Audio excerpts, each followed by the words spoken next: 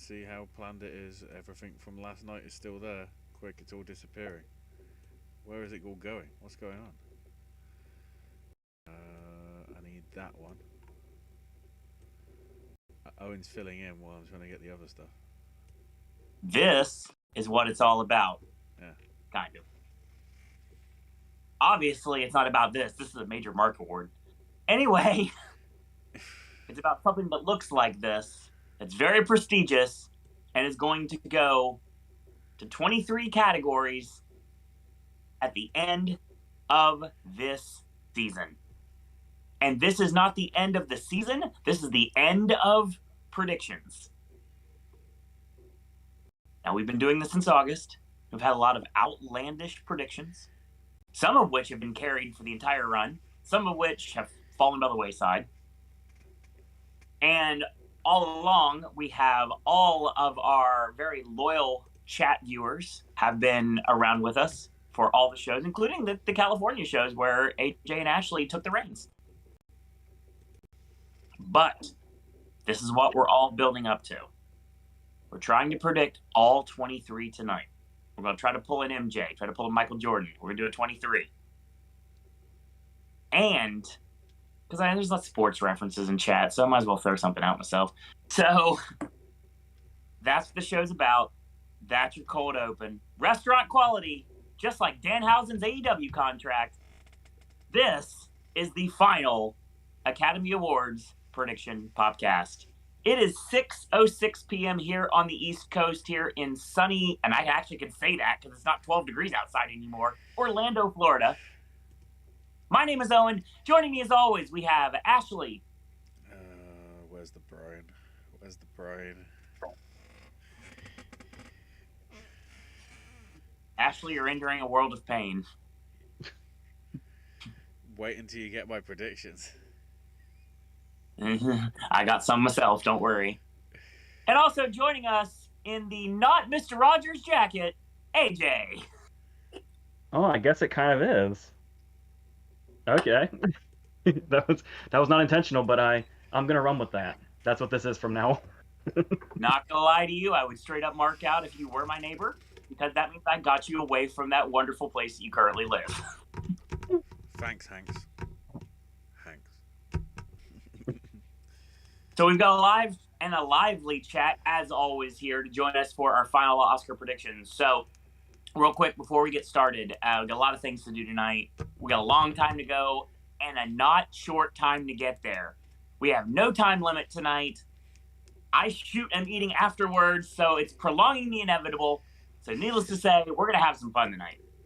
And we're going to talk about some things that, God, it seems like only yesterday we were predicting, like Lorraine just said, House of Gucci for everything back in August. My, how time has changed. Welcome, Cassie. Brian says I will not be doing my nomination predictions on this stream. He'll be doing it on his channel. So yeah, you can check out Bry Crowell on YouTube. Feel free to be in shock and awe at some of our predictions, Bry, if you think, why are you picking that? Yeah, it's funny because there's so many things, so many left field curveballs that we're throwing out tonight. I know of a few AJ's doing. He knows somewhat of what I'm doing. And I don't know anything that Ashley's doing. This is going to be a very interesting show tonight. So, real quick, this is going to be not the last time you're going to see Popcast Network throwing out movie content this week. Oh no, tomorrow is actually going to be AJ's Top 10 of the Year. We've got reviews of Jackass Forever coming up soon, and Canto's coming up soon. There's a lot of things coming up in the very near future. And we're doing personal lineups, as well as BAFTA nomination discussion, and I don't know how we're going to work it out yet, because I got to find out what time the thing actually starts. But yes, our Snap Oscar nomination morning reactions, and the subsequent forever long Popcast that goes afterwards. And then we got to get a break ski for a bit because the schedule's all over the place. But yeah. Exactly. So we're going to... I've just noticed my local cinema's actually doing the bloody Beatles gift bat thing, except it's on a Thursday afternoon, so that's really fucking annoying, but whatever. There is an AMC investor screening, and it's something cool that you can sign up for. Or not sign up for. Shh, don't tell anyone. Anyway, needless to say, that's how I saw House of Gucci with an entire theater of people, all marks for Lady Gaga, and pretty much that's all it was. Needless to say, I watched it the next day, totally different crowd, still same packed audience. So yeah, there's apparently something in House of Gucci. I don't understand what that is. I guess we'll get to that later. Needless to say, we also have the fact that they did a showing of, I think it was like American Underdog, and I'm like, no. And then they're doing one for Moonfall, and I'm like, oh hell no. So Wow. the one that I'm excited about is tomorrow, and that's Jackass Forever. And I'd love to go, and I want to, because of monetary confinement, I cannot. So needless to say, I'll be watching Jackass with Encanto and Flea on Friday, like nature intended. I'm surprised you're avoiding Moonfall because I've known you for a long time, and I know that your opinion of Roland Emmerich movies is so high. I was today years old when you let me know that the director of one of the worst movies of all time is behind Moonfall. Well, at least. What's funny is I know what movie you're referring to, and it's a movie that's actually pretty well liked given his filmography, so that's dangerous. I don't care. I hate that movie, and I have no qualms in saying so. At least Makes me think I need to watch Jackass Bloodwork again, Forever though. is an 18 certificate, though. I'm pleased to see that. They haven't It makes doubled me it down. it makes me want to watch Bloodwork again to see if I dislike it as much now as I did before, but I don't think I will. The Core, on the other hand, oh no, that's hot garbage as we talked about last night. So yeah, we mentioned last night more false finishes than Lord of the Rings or Terry Funk's retirements. So needless to say, I'll bring that back up again. So yeah, lots to talk about, and we got to get started somewhere. So state of the race right now is basically like no one knows, because technically speaking, these televised award shows are giving visibility to things that a lot of people, like AJ mentioned last night in a very long promo, may not be something that goes that far, or it possibly could. We don't know. A lot of industry awards have been given, but not a lot of televised awards have been given, and that's when we really kick in to find out what's actually in this thing. Well, plus and now we try to predict without the BAFTAs. Plus the guilds. We have no guilds. We have no BAFTAs. We literally are flying blind on the things that would possibly give us the edge in our predictions. Nope. We're going to do it right before both of those. That's how we do things here on Popcast Network. Because we like to live dangerously. I'm honestly, I was like, I thought I was confident in like BAFTA Rising Star, and I'm really not, because I've just got like a list of 6, and some of which it's like I don't know whether they classify, because it's always weird with the Rising Star whether it's something, you know, this is my additional prediction thing aside from the 23. Speaking of predictions, Ashley, I know you keep track of the spreadsheet. Yeah. Brian, I know you can hear my voice. Please do me a favor if you can, because obviously I'm trying to keep track of the chat and keep my AirPods from dying. So I have them here in case I need them for the shows, because I don't want the reverberation, so you guys can hear the actual show itself. So needless to say, can you keep track of how many actual nominations each movie is getting on all 3 of us, if you're able to, please? I'd greatly appreciate that. I was going to do that before we started, but it's kind of like I ran out of time. So it took a lot longer to run today because of my searing pain. So needless to say, didn't get to do what I wanted to do this morning, or this afternoon for that matter. Now we're at the evening. It's time to get into this. 23 categories up. 23 categories soon to go down. A lot better than the Royal Rumble. This is yet another award show podcast, and this is the big one, ladies and gentlemen. Ashley, let's get started. I guess I'll quickly mention my predictions for Rising Star. I'm not going to give like a definitive if 5 and whatever, but my only guesses are Alana Haim, Ariana DeBose, Rachel Zegler, Josh O'Connor, Harris Dickinson, and Thomasin McKenzie. Because I'm surprised Thomasin hasn't even been nominated yet for Rising Star. I don't know. There's someone on this planet right now that really wants to see Thomasin McKenzie get in for Power of the Dog right now, so anything's possible. Oh, of course, I forgot that she's in that. Yeah. Most people do. Yeah. Well, it's like the Billy the Kid. Was it no, not Billy the Kid. The Ned Kelly one that came out last year. Yeah. That one. Everybody remembers what's his name from 1917 being in it, George Mackey and whatever, but not her, and not Essie Davis either from Babadook. So obviously, I'm gonna try to keep hold of chat too in the midst of the show as well. So Let's see how that plays out. Lorraine says, "I can't live dangerously. I have work tomorrow." Yeah. Well, live So on do the I. edge of How do glory. you know? You hanging on a moment with you? Probably. Right on. Josephine says, "Hello, Popcast team. Just finished reading Thief of Always by Clive Barker. You started that yesterday." That is quick reading. I will give you credit for that. If I could clap right now with my hands, I would, but I can't. So I was like, I can't clap because of my wrist. That's what works. One hand Clive clapping. Barker is, of course, one hand clapping. Yeah, Clive Barker is, of course, known for writing and directing Hellraiser and Nightbreed. Yeah, that's how I know Clive Barker too. And also the Theater of Blood, I believe, something like that. That just sounds like Throne of Blood, which is the best version of Macbeth that's out there. Sorry, Theater of Blood. And Theater of Blood is Vincent Price. I thought it was something like that, though. I think you're thinking of Book of Blood. Maybe. I'm also thinking of like a magic movie too that I remember watching back in the day. The Incredible kind of reminded me. Stone. Kind of gave me a little bit of Simon Rex vibes, actually. Lord of Illusions, maybe. That's what I was gonna say. I'm pretty sure. Yeah. Wow, I remember off the top of my head. Woo! Knocked it right out of the park. So AJ, you normally determine the order, AJ. Yep. Uh-oh. Just as usual, I'll just kind of go my own way. I figure I think this is usually. Well, no, maybe it isn't. But today we're gonna start with animated feature. Oh God! Ooh, wow. I'm kind of scared. Brian says he's gonna DM me on Twitter so I can share it with you guys or on the next podcast. Yeah, they definitely will be.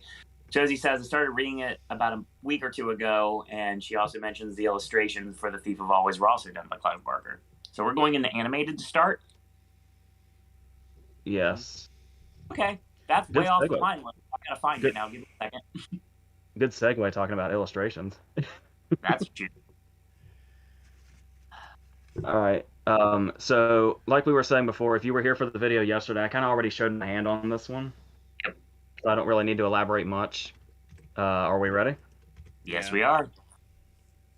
All right. For animated feature, I have Belle, Encanto, Luca, The Mitchells vs. Machines, and Ryan the Last Dragon. Obviously, there's a big question about how many of these three animated, foreign, and documentary is Flea going to get into. And quite a few people seem to be assuming all three. But I was saying that I'm going to do whatever the hell with the odds and say it'll be at least 2 out of 3. So I went another direction with this. And yeah, another thing that could potentially happen here is Sing for some reason. But like we were saying, usually there's that one that's not that's like there's the 4 mainstream ones and then there's the other one. Usually a G-Kids movie. And this one kind of had like a reputation starting to build right around the right time, so I'm going to go ahead and say Belle along with the other 4. Though, like we were saying, for some reason, Mitchells vs. Machines seems vulnerable, and I don't know why I feel that, but it's something that I've heard other people say also. And I don't think it would be the Globe snub, because the Globes aren't that important. But it's something. Because we do have like those high, if it's high profile and not a Disney movie, somehow it can miss out. Totally. But I went ahead and went for it anyway, along with the obvious 3 Disney ones. So that's where I ended up. Ashley, what's your list for best animated feature? Pretty similar. I have Belle, Encanto, Flea, Mitchell's versus the Machines, and Raya and the Last Dragon.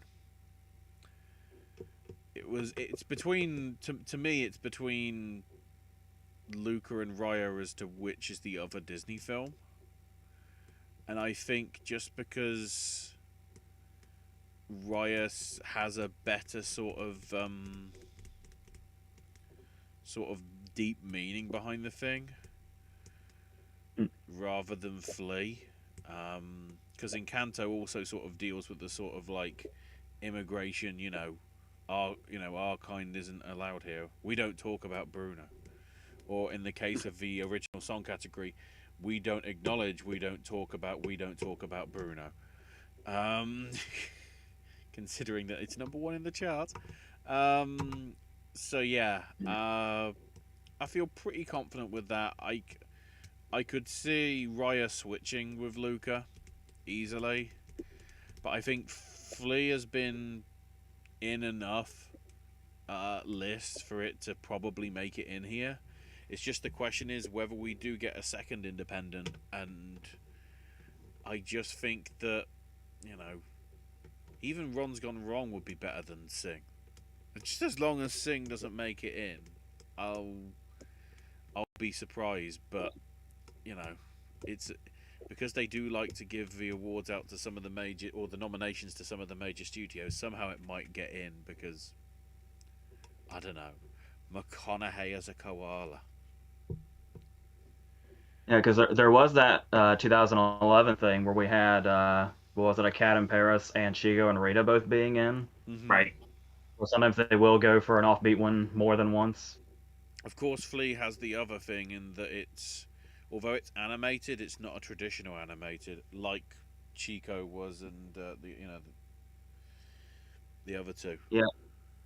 And that's another thing I was gonna say against Fully was how it seems like, especially with like the Lego Movie and stuff like that, where whoever votes for animated seems very much precise about how they view what animation is exactly. And if it's even remotely untraditional, it seems like they'll stray away from it. I mean, they went with Waltz and Bashir, I think, didn't they? At least nominating it a decade ago. I So I think it only got documentary. I think it was documentary or foreign. It might have been foreign. can't remember. Anyway, we're delaying it enough. Is Owen going to go predictable? I don't know at this point. Lorraine says Belle, Encanto, Luca, the Mitchells versus the Machines, and Vivo. You've been talking Vivo a lot up, actually. She says, I can't see Walt Disney animation doubling up, and Vivo has some great color 2D style animation I think they'd love. I think the live action bits will hurt Flea. You have a very... Everyone here has a very good response to the reason why they're going with what they're going with. And as always, you get your documentation in a verbal sense from AJ, from Ashley, and then I just I'm just going to throw it in here. And I feel like that's kind of what I'm going to have to do here. To go completely obvious, I'm going to just cut out the middleman and say at this point, the thing that is the most obvious is the fact that sometimes it actually is the correct answer. So I'm going to just stick with my guns here and say Encanto, Flea, Luca, Raya and the Last Dragon, and Mitchell's versus the Machines. Hey, you want to say predictability? I mean, animated could go that route. There's cases for Vivo. There's cases for Belle. There's cases for Sing 2, even though, I mean, as a company, obviously, that would be a feather in our cap. But, I mean, I'm not a big mark for the Sing movies. But, it's one of those things that I could see possibly happening, but sometimes the correct answer is the most obvious one. And Flea may not have a chance to go 3 for 3, but as of right now, to give away a piece of my hand tonight, I think it will. So I'm just going to stick with it.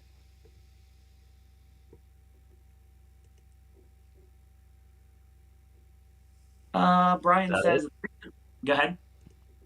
I was asking if that was it. I guess not. So. Oh, it is, but the chat here. Brian says the reason why Disney didn't submit "We Don't Talk About Bruno" is because they had to reach the deadline at the end of October to submit for original song. Since Encanto hasn't been released at the time of the deadline, not even the soundtrack. Yeah, I saw Miranda talking about it in an interview where he said the thing about it was, number one, it's released. They have to submit it so early that you never know which one's going to be the breakout one. Sure. And he said the reason it was the other one was because typically when it's that phase, they'll go with the song that's like most encapsulates like the theme of the movie. Sure. So that's why it's usually the most generic one that ends up getting submitted. Yeah, I'd be honest. I haven't seen the movie yet, so I have Which no is knowledge. weird because They've that- won, so it's not the one that's dominating. it's weird because that worked perfectly with your welcome for Moana.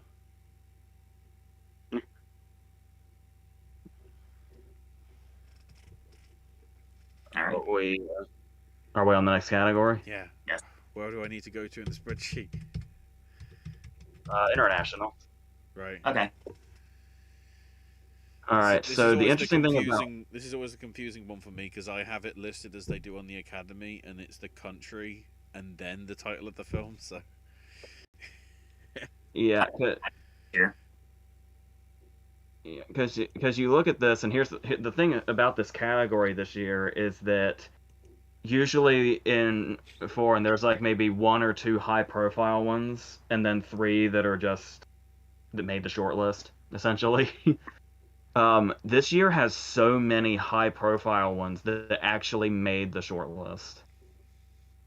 and even some that So, didn't because they didn't get submitted. yeah. So we're gonna have stuff that's like really high-profile and really beloved that might just miss because once, as we've been saying, that's just math and how it works.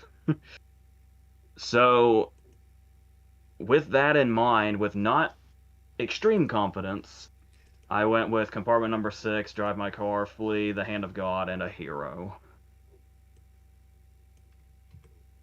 No, I don't really have anything else to elaborate with that. What do you got, Ashley? That's the international feature. I need to copy over that from the other spreadsheet to this spreadsheet, which would be there, and then that's there. So I went with.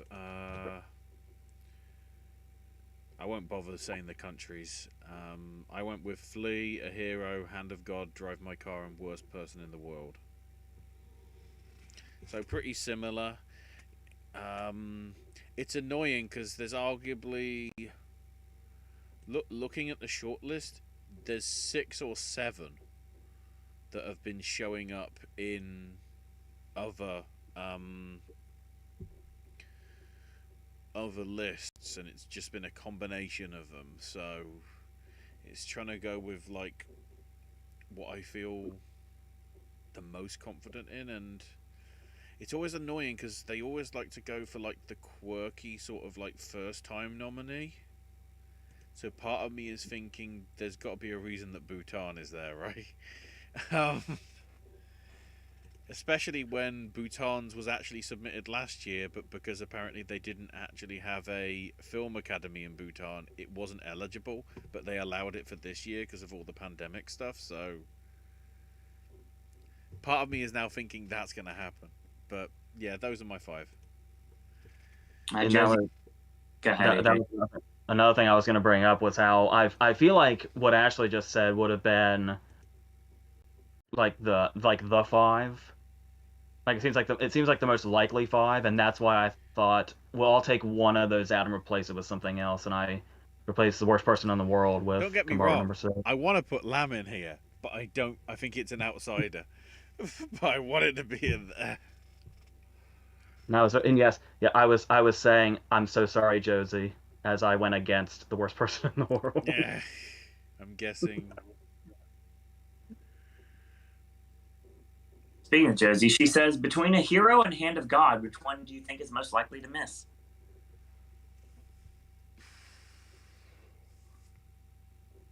I want to say that like my first like knee jerk reaction would be The Hand of God, but I don't know. Right. Brian says Playground's plot gave me vibes of Better Days because of the subject of bullying, and Hive gave me vibes of Honeyland.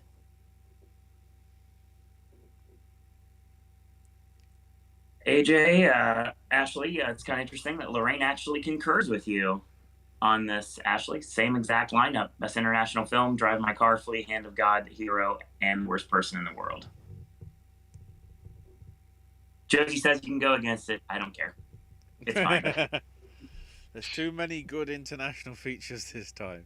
It's not like here's one that we actually haven't seen. Effie is fine. So yeah, I'm going to sprinkle wrestling references throughout this entire show, and also the inside references too, that a couple of you actually get now. Here's the thing. I haven't chatted with you guys since I got to watch Drive My Car. Ooh. And I outright loved it, and it's one of my strongest movies of the year. It's going to make my top list of the year without question. Not to give away my hand for anything we may or may not be doing very soon, but it's going to be there quite a bit. So, and it'll be not the last time I mentioned it on this show either. And it's weird because I said I know a little bit, like a tiny, minute idea, somewhat of the direction AJ might go. And I know absolutely nothing of what Ashley's going to say. Well, apparently great minds think alike because Lorraine, myself, and Ashley all went for the same 5.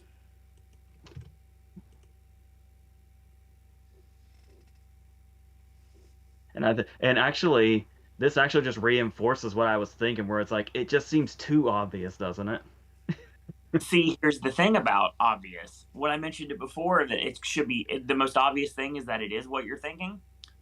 At this point, it flips the other way around. A lot of people are thinking that Flea could possibly get into all 3, or maybe get into just 2, or get into 1. What if it misses entirely? That'd be nuts. I'd almost love to see it just for the insanity. I don't think it's going to miss entirely, but of course, given that Denmark literally won last year for another round, that, if you're doing it on country, that could hold against it, because I don't know how many times we've had a foreign film be from the same country in back-to-back years. I don't think it matters when it comes to this category, honestly, Ashley. But it shouldn't. But sometimes I do wonder, because they do sort of like go between various countries every. It's sort of like the Olympics. It cycles around the same places over a certain period of time. And apparently we have the rings outside of Universal every once in a while, too. Who knew? Anyway, so Josie says, believe me, I was heartbroken over the Titane snub, but that's just math and flat-out stupidity. Can't wait to see Drive My Car. You'll love it, trust me. I read the short story by Haruki Murakami. Great story. Brian says you could say Hand of God, but it appears a lot on the BAFTA long list, which Josie agrees with. And she said, that would suck if Flea missed because Flea rules. Brother. So, needless to say, I will find out Friday if Flea rules or not, and I'm looking forward to it, actually. So yeah, if we're playing along at home, I have the same exact lineup that Ashley has. I have Flea, a hero, the Hand of God, Worst Person in the World, and Drive My Car. And I keep seeing the trailer for Worst Person in the World, and it really compels me, and I really wish it'd come here. It hasn't yet. So I may have had to go to California to see Drive My Car, but hopefully I'll see Worst Person in the World, even if it misses Oscar nominations morning.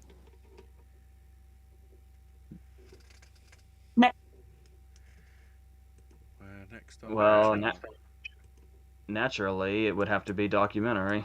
Of course. Which, of course, is another category where not only can high-profile movies miss, yes, high-profile movies probably will miss. Yep. You just made a reference to the shirt I'm wearing right now. There's an example. So it's really funny because we talked about when Once You I Never got snubbed, it was Questlove that spoke out and tried to explain how that might have happened. And now Questlove has a horse in this race. So is he going around saying, make sure what happened to Once You Got Neighbor does not happen to me? There's a lot of great documentaries that has happened to in the past, and like AJ said, it happens all the time.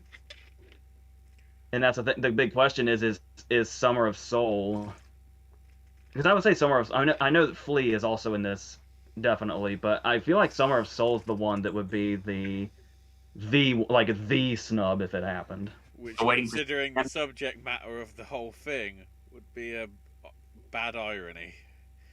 Maybe it's not just even him having to do it. It's the subject matter of how it basically got wiped off the face of the earth. And it's like, oh, you're doing it again. Right. So yeah, but yeah, it's like, we can have our "Won't You Be My Neighbors" and our "Waiting for Supermans," but we also have our Amy's and our OJ Made in Americas, where it is the one the whole time. But I might have gone for multiple big snubs because documentary can be really weird and random. Yeah. Sure. And like I was talking about before, I actually saw quite a bit of these recently, hoping that would help, but it kind of didn't. Like, Procession is the best one on the short list that I've seen, I think, to me. So I immediately said, okay, it's not getting nominated then. That's what happens. I went with Ascension, Attica, Flea, In the Same Breath, and President. I have yet to see Ascension, but it's available because it's on Paramount Plus. I have not seen President, but I did see the other three. The reason I jumped on Attica was because I feel like there is a trend in documentaries to get nominated. This is in short and feature. Mm-hmm. If it's got footage in it that's really, really hard to watch and really, really graphic, they'll go for it. Like, the harder it is to watch, the more likely it seems like they are to go for it. That documentary, The Square, I'm still trying to get the imagery out of my head, and I don't even know how many years ago that was. A Flea is obvious. In the Same Breath we talked about yesterday, because we have the first wave and In the Same Breath, which are like the same events from different perspectives. And I was trying to decide. I initially went with the first wave because it's more kind of emotion based, because it's more focused on the patients, and then goes into the George Floyd stuff. But I don't quite know what their mindset is on voting for a documentary. But I went for In the Same Breath because I feel like it was the riskier one to make. Like, it was the one where the filmmakers had to take a lot more, or were in a lot more danger of doing what they were doing. Sort of like Burma VJ, how it was done completely like guerrilla style, and how they could have literally been killed for it. Sure, of course. Pretty much, more or less, the same thing. Okay. To an extent. President's just one of those choices where it was there was a movie just recently, also a documentary that got in like a couple of years ago or so, that was like in that political vein. I'm not entirely sure what President is entirely. I only read like a synopsis, but it gave me the vibe of this movie. Of course, that makes sense. What was that? It's Zimbabwe. Of course, that makes. The only reason I know is because they're actually showing it on television here a week on Wednesday. So I don't need to go to the cinema. They're just sticking it on BBC4. Woot. Not me. I think the other So one, that would be... I'm trying to think. I think it was last year, the Yardy... No, not Yardy. It's something like that. Like, the name that I know is completely different to the name it was nominated for, but I think it was like Congo or Ghana or something. It was certainly an African country. So you're saying presidents in the same vein as that, then? The other options here, obviously the two high-profile ones are The Rescue and Summer of Soul, which, like I said, high-profile ones can come or go in this category, so I was just making choices at that point. Simple as Water, I almost went with, and I found it especially interesting because it's one of those movies where it doesn't really feel like a documentary. Like that, like it literally just feels like you're watching an international movie. Okay. And that stuff where it's almost like I sometimes I struggle a lot with documentaries because even good ones, so many of them feel staged. And so it's like there's always this whole. I think that's one reason I have trouble connecting to documentaries. Sometimes it's like it's some you. A lot of them feel a bit manufactured, but it's like this one actually feels like a movie, and I'm wondering if that'll actually help it, that it can be engrossing in that sense that you forget you're watching an actual documentary. Sure. And I briefly consider the Velvet Underground, especially since somebody high profile like Todd Haynes did it. But and that may have just been a personal thing because I really wasn't into it. It's literally just footage and droning interviews movie. I did like they interviewed John Waters and Jonathan Richman. That's the only thing I liked about it, and I guess I just don't connect to their music. But personal things aside, it just felt so incredibly generic as a documentary that by the time I had these five, it was like I'll run with these. Yeah, I see what you mean there. I mean, honestly, for me, it's like with a, without getting any into politics at all, but even though we kind of have to because it's award season, so that's what happens as we get nominated. But if you have two documentaries that are on the same subject but from a different side of it, without going into obviously we know what we're talking about, but I'm trying to stay away from it as much as I can. The thing is, at the end of the day, for everybody in the academy who are completely not necessarily done with, doesn't want to hear anything anymore, what if this would be something that would cancel the other way out so they don't have to worry about like trying to nominate something so they'd have to have it broadcast to their face like because it got nominated for the Oscar. I was definitely thinking about that for something that's in the short category that we'll get to. But yeah, that thought did cross my mind, especially during the first wave. Mm-hmm. But I went ahead and went with one of them anyway. It's fair. Ashley, what's up? I mean, I'm probably going a bit too safe. Yeah. I have Attica, Flea, The Rescue, Summer of Soul, and Velvet Underground.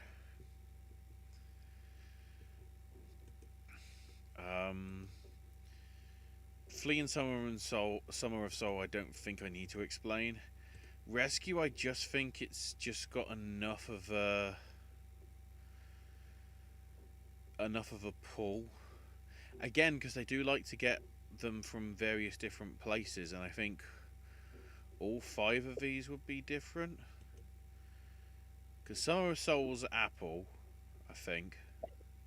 Rescue will be Nat Geo, so it'd be Disney. Flea, I can't remember. Attica, I think, is like Showtime. And then I can't remember on Velvet Underground. So, I think I think Velvet Underground's also Apple. I think. right.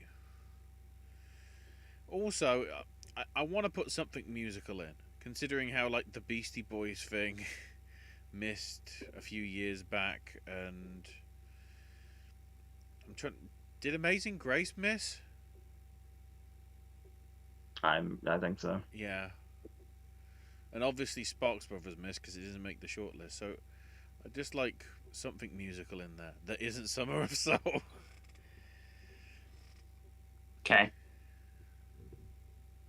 Josie says hypothetically, if Flea won international feature, it would be like we mentioned before. It would be the second time in a row Mark won.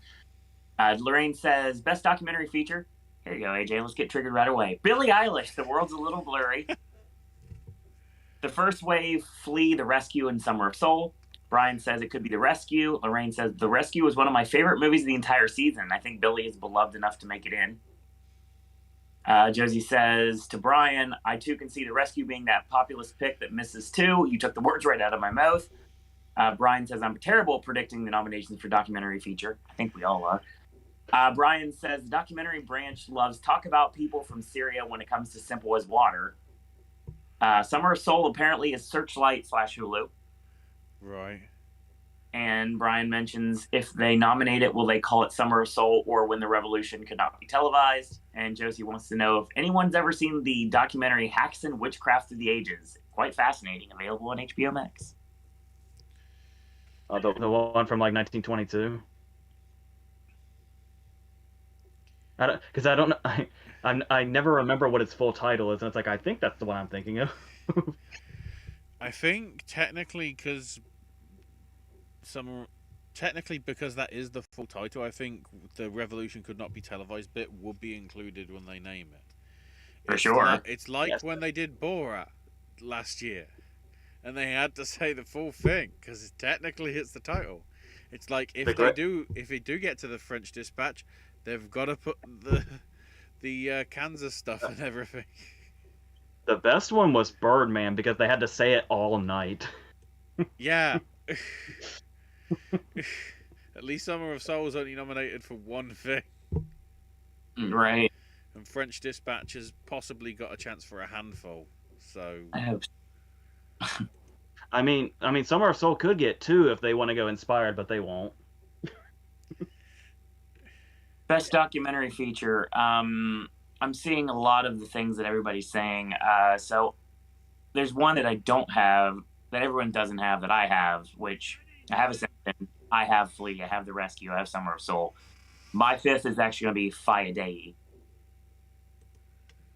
And with documentary, I just kind of just take a shot and see literally and see if I can figure out what's going to be the standout here. Like we mentioned before, it's a lot of very high profile documentaries have missed, and I'm running all of the ones I know that are extremely high profile, so I'm playing it way too safe.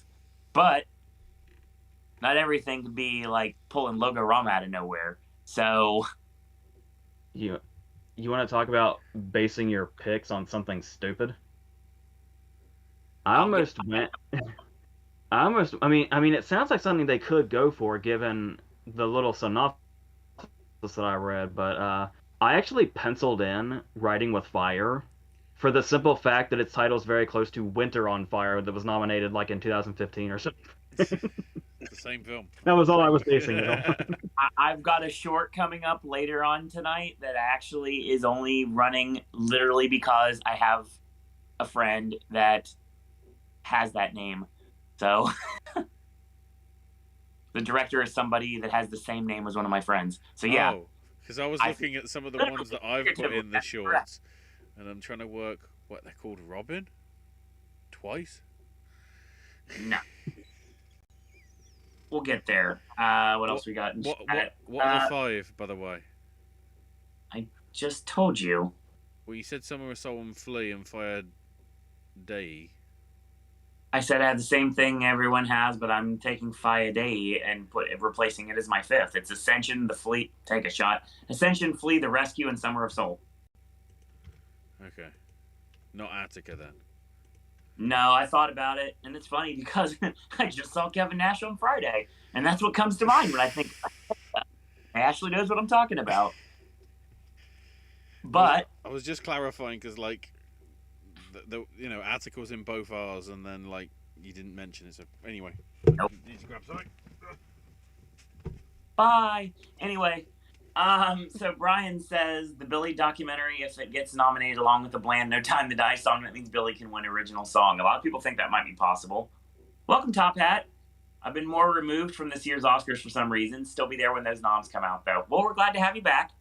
Brian says, Winter on Fire, Ukraine's fight for freedom. I don't know why I said it with that. Yeah, that's a thing. Ignore what I was about to say. Fine. As Ashley just disappears randomly to take care of stuff. Josie says, Stop Making Sense is probably one, if not the best concert documentary, in my opinion. That is... Oh, shit. Who is that? That's not David Byrne, is it? Would make sense based upon the name, on the title.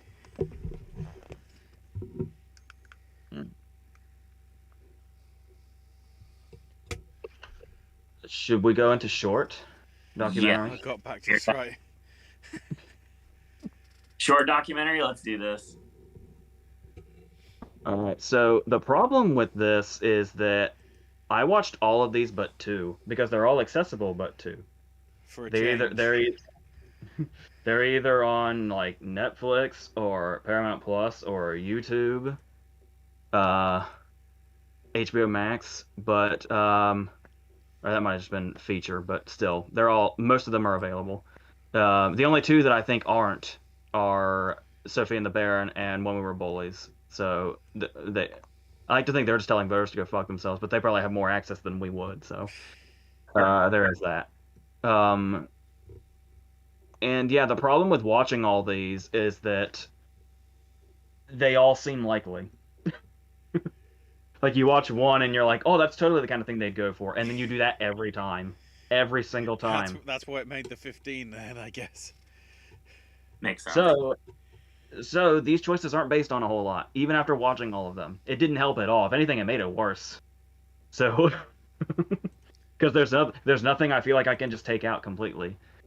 So, I just went with Camp Confidential, America's Secret Nazis, Day of Rage, Lynching Postcards, Token of a Great Day, The Queen of Basketball, and Takeover. Camp Confidential is World War II. They love that shit. Day of Rage is about January 6th, which I almost didn't go with because it's basically just a compiling of all the footage we've already seen. So we don't really learn anything from Day of Rage, but it's like, I guess just the way it's compiled and the fact that they didn't turn it into like a talking heads thing, it's just like strictly information based, might help it a lot. And it's the same thing for Takeover also, except Takeover is an event that I didn't really know much about. The Queen of Basketball is one I almost took out because it's so not heavy compared to the others, but then again, it seems like there's always that one that's not as heavy as the others. And then when I was talking about with Attica, where there's always one where it's the one that's the hardest to watch because of what we're looking at usually gets there. Lynching Postcards is exactly what it sounds like. Oh God. There was a time way back in the day where people would attend lynchings, take pictures there, and send them to loved ones as a keepsake. So that's heavy. On principle alone, they would not be nominated.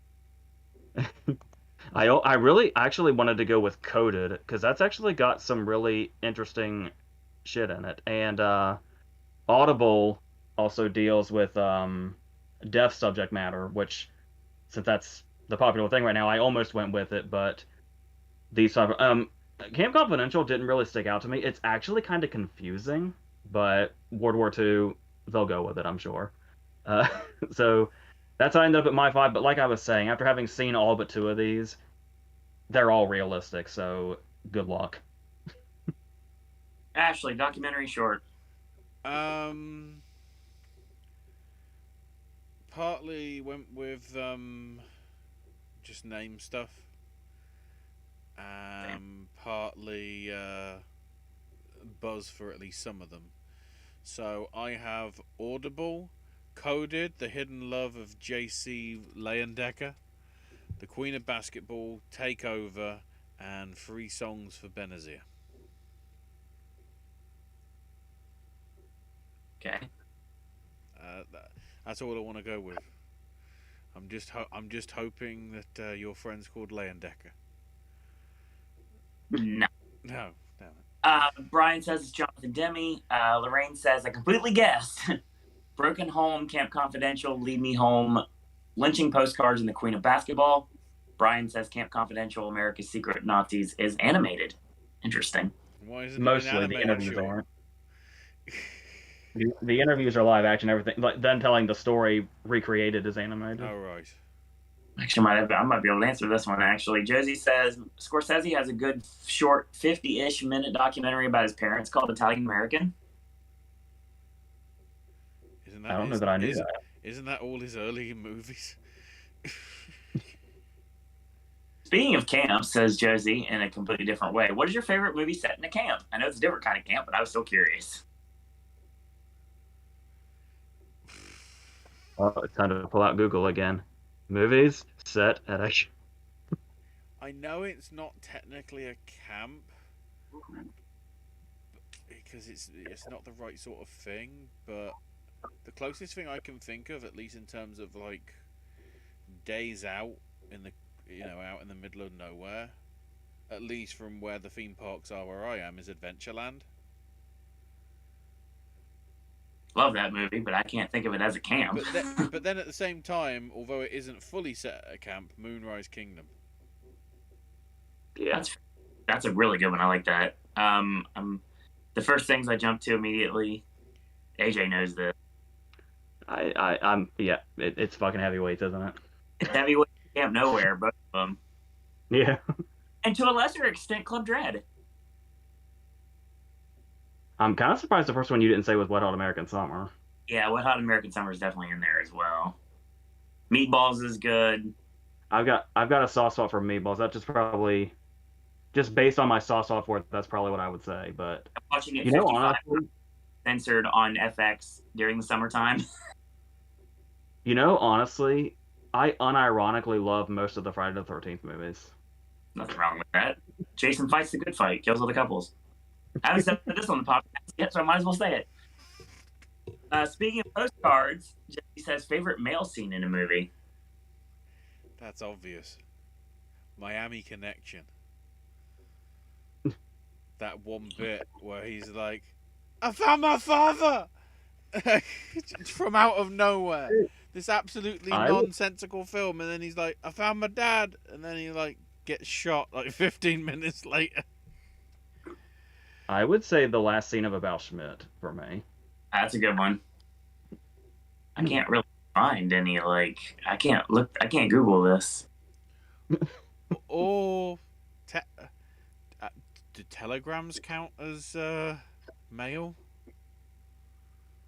Yeah, I would say so. The final scene of the original Thomas Crown Affair. Oh, yeah.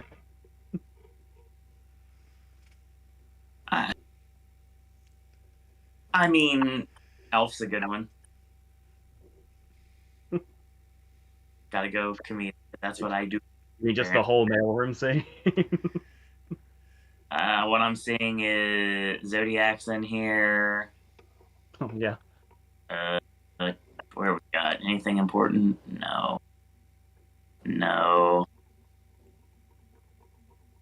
Yeah, I'm not really seeing many options.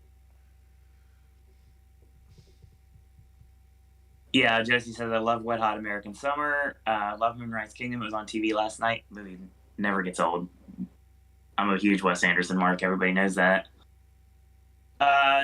Lorraine says The Final Girls is my favorite movie set at a camp. Yeah. That was one of those movies that got recommended to me like 20 times for a very long time, and it was like finally it just. I still reference Heavyweights to this day. AJ will back me up on this. Brian asks if Crip Camp and Disability Revolution counts. Sure. I would say so. Yeah.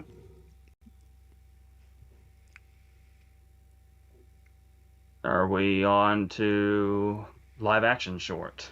Did I not give mine yet? No. Also, I thought you might have, but I forgot.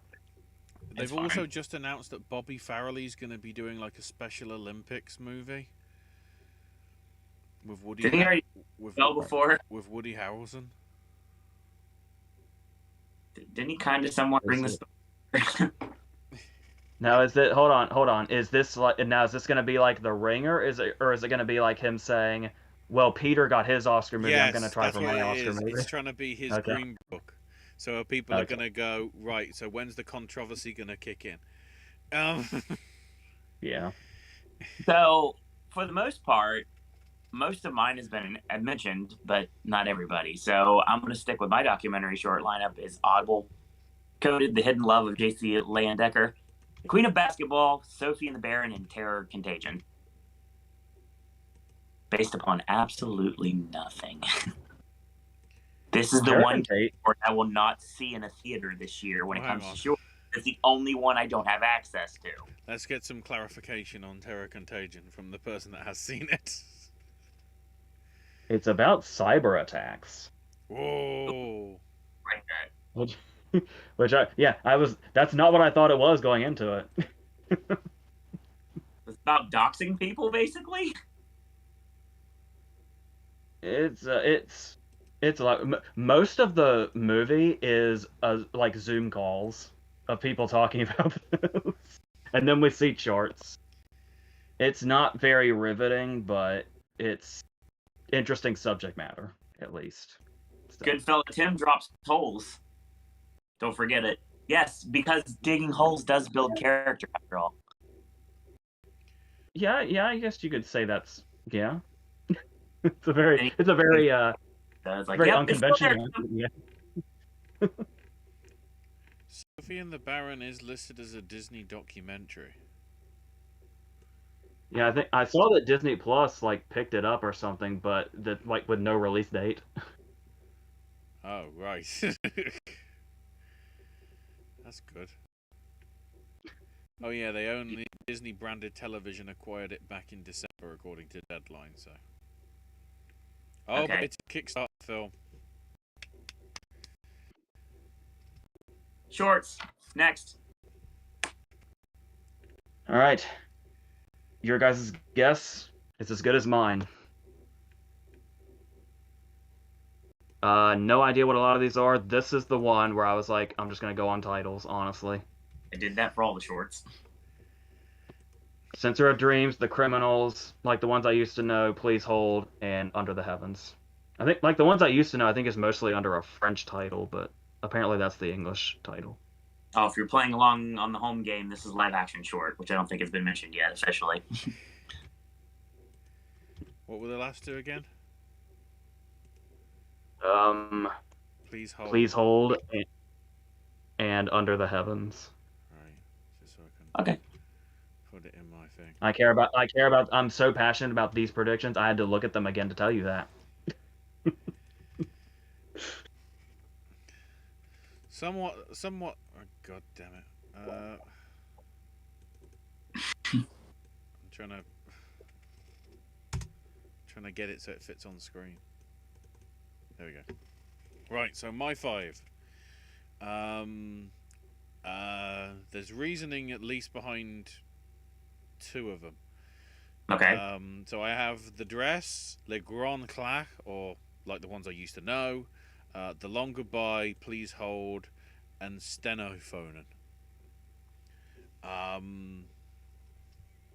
1, The Long Goodbye is Riz Ahmed. Oh. And it's the front runner right now. So many people are. Yeah, considering what happened obviously last year with what was it, the Post one with Oscar Isaac. The Letter Room. The Letter Room. That's it. There you go. There's a male one. That's an entire thing. And then, like the ones I used to know, I think got a lot of acclaim at Sundance last year. So the question is whether it's maintained its momentum, going into, 13, 14 months on. So the other 3 just, I'm guessing AJ went with Censor of Dreams because he thought it was the sequel to Censor. Riz Ahmed's like really going all out because isn't he also involved in Flea? Isn't he like a producer on it or something? Yep. And I believe Long Goodbye actually has a soundtrack from him as well, similar to Mogul Mowgli and, at least to some extent, Sound of Metal. I see. I just think of the Altman movie. Yeah, and then I dismissed it. I just think of Elliot Gould. Yeah. You're 49 years too late, Riz.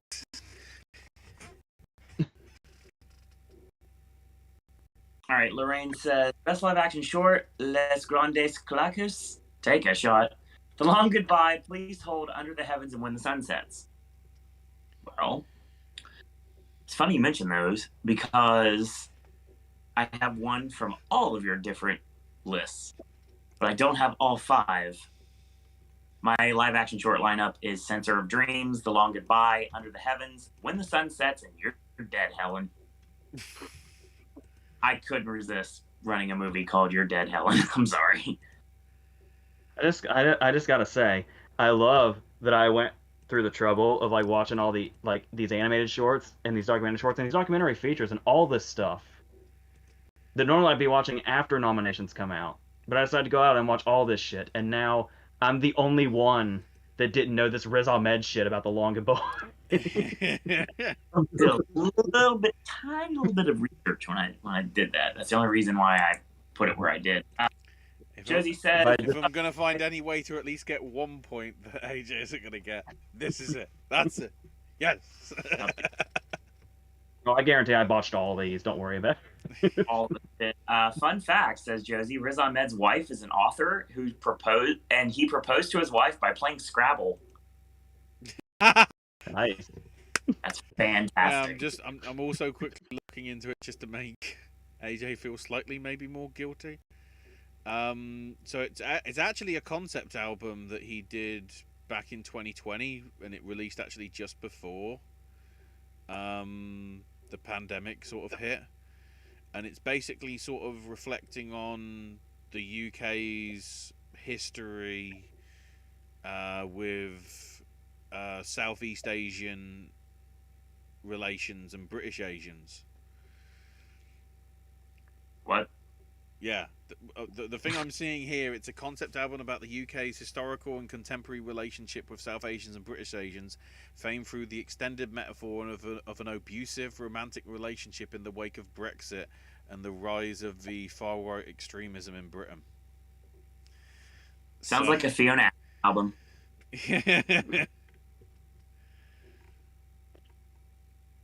That's a fact. And we are moving on. So we gotta get out. We gotta get out of shorts. I'm so Robin. I can't break this chair, okay? Robin. Why these shows go so long because of these things, these tangents. Best animated short. Here's another one where every time you watch one, it's like, yeah, they totally go for that, and then it's the same fucking thing for all of them. So, here we go. I went with Bad Seeds, The Musician, Only a Child, Robin, and Us Again. Both Robin, and Us Again seem almost so obvious that I wanted to bump one of them out, if not both of them. But I was just fucking tired at this point. So I just ended up, because like I was just saying yesterday, that Robin is not Aardman at their strongest, at least to me. It was basically like it's really like a half-assed Fantastic Mr. Fox, different animals, and it's a musical for some reason. Only a Child is the one I'm the most confident in, because not only did it feel like just like the animation was inspired enough that they'd go for it, but it's topical. But when the end text is revealed, it turns out that it's topical in a surprising way. So Only a Child has like a lot of stuff up its sleeve. So, Is it like the lighter version of that one where the kid died in the car accident thing from last year? are you talking about the shooting one? Was it that one? I couldn't remember. The one that won. The one that won. Yeah. It's yeah. I'm sure it's out there. People see it. It does, the way you're talking about it, AJ, it sounds to me that if it doesn't get nominated, it's going to be in one of those. Oh, by the way, let's put these on the very end of the animated short when you show it in the theater. Because they do that. They air like 3 or 4 that were not nominated. Here's the thing. It's a recording of a speech that a child gave about how they're basically shaped in today's environment, and then it's animated based on that. But then it might be, yeah, you'll get it. Okay. The other thing as well is Robin the only one that sort of stop motioned. Let me pull up the list again. I'm assuming we're saying that would work in its favor. Yeah, because they're always with these shorts, they do like to acknowledge the different forms of animation, not just. That's why Leica gets in all the time. If it isn't Aardman, it's Leica. Of the ones I saw, it's the only one, but I can't guarantee that means it is the only one. There's also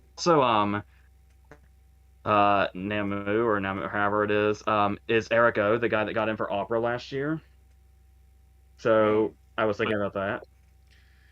Okay. But I went with the musician because the animation is really unique and it's got an interesting editing style too. Like it just kind of sticks out. And Bad Seeds would be the one that's like usually they'll go with at least one that's simple in concept, and Oh, that would like was it 4 years ago, the guacamole one? Fresh guacamole. Yeah. yeah Bad Seeds is basically I guess in that camp I guess you could say as far as the simplicity of it.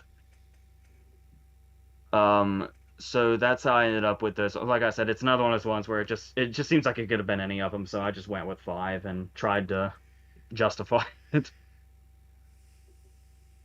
Ashley, what do you got? Uh, I have two that I know about and three that I just guessed. Uh, so there's I think there's some lucky guesses considering what's been said. I have the musician, Namu, Robin, Step into the River, and Us Again. It doesn't mean that Disney's going to win, but Disney at least always gets a nomination.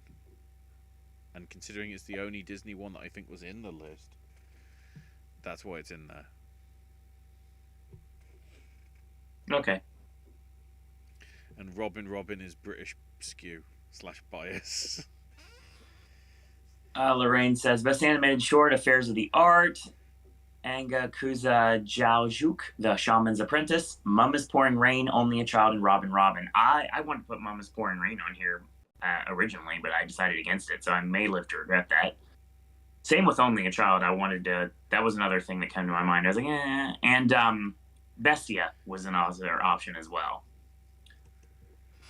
Brian mentioned the If Anything Happens, I Love You was the name of last year's. Yeah. Yes, I remember watching that in the theater and being completely blown away when I found out exactly what the finish of the movie was. Phrasing, man. Say. Pun not intended. I do intend a lot of puns. I didn't in that situation, believe me. So you did mention Eric O, which is a friend of mine. Obviously, not that Eric O. Oh, really? Yes, I have a friend named Eric, and that's how Troy's Tesla talks to him. Needless to say, Hang in on. that voice. Let's do the joke. You have a friend named Eric? Oh. Exactly. That's why I said a minute ago, and you said "oh," and I was like, "Yep, that's right." AJ just brought up actually the only animated short I did like from last year. If you remember, I wasn't a big fan of opera actually, which is strange me going with it this year. I did not realize that. I loved opera. Like, if you want to talk about going for a unique choice, that was a fucking unique choice. It was a unique choice, but it was the one that I was not a fan of overall. Again, I didn't hate it. It was just so left field, it went all the way around the world and became right field. How can a television show be worth this much embarrassment? Anyway, best animated short, I have The Musician. I have Namu, of course, because of Eric O. Robin, Step in the River, and Us Again. Yeah, Ashley, wow. I've got your lineup again. I only at the time I only went with Namu because it sounded like fucking Robin Williams' Nanu.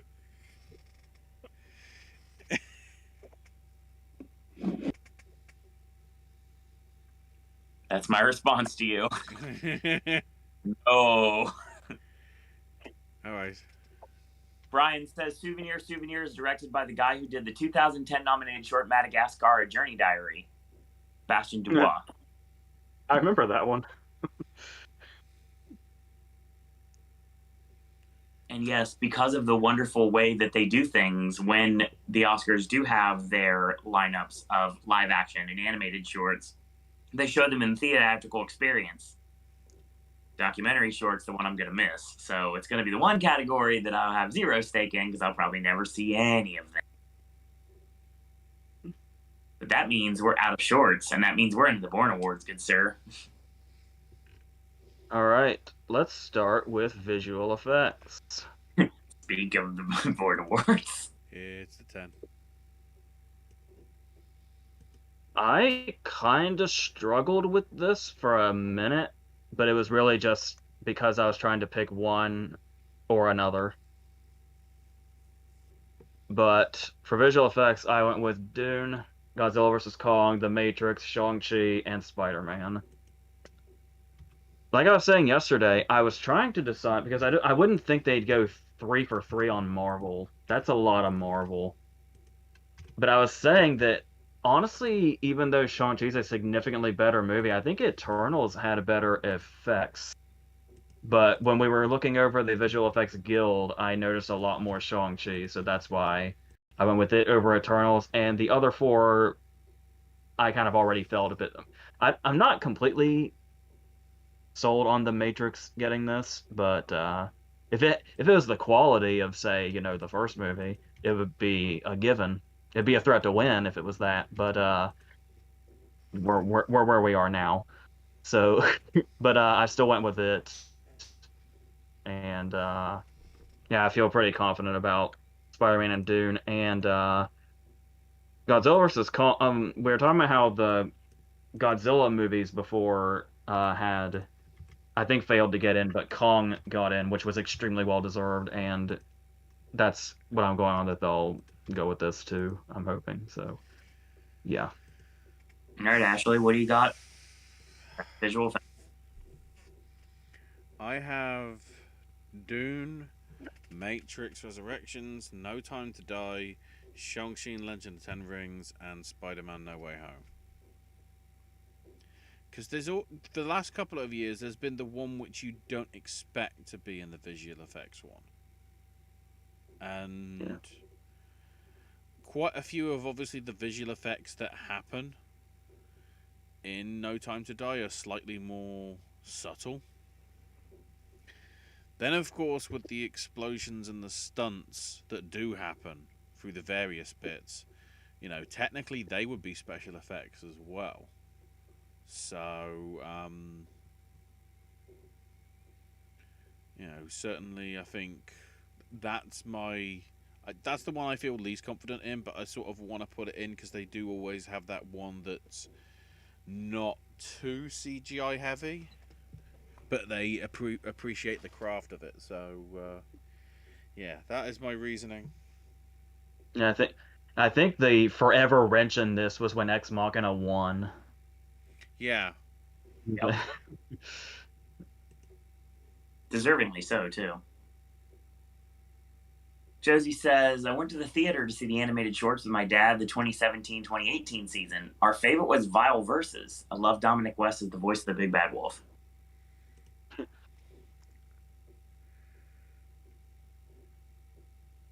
So Lorraine is kind of holding out a little bit for the final movie in Best Effects.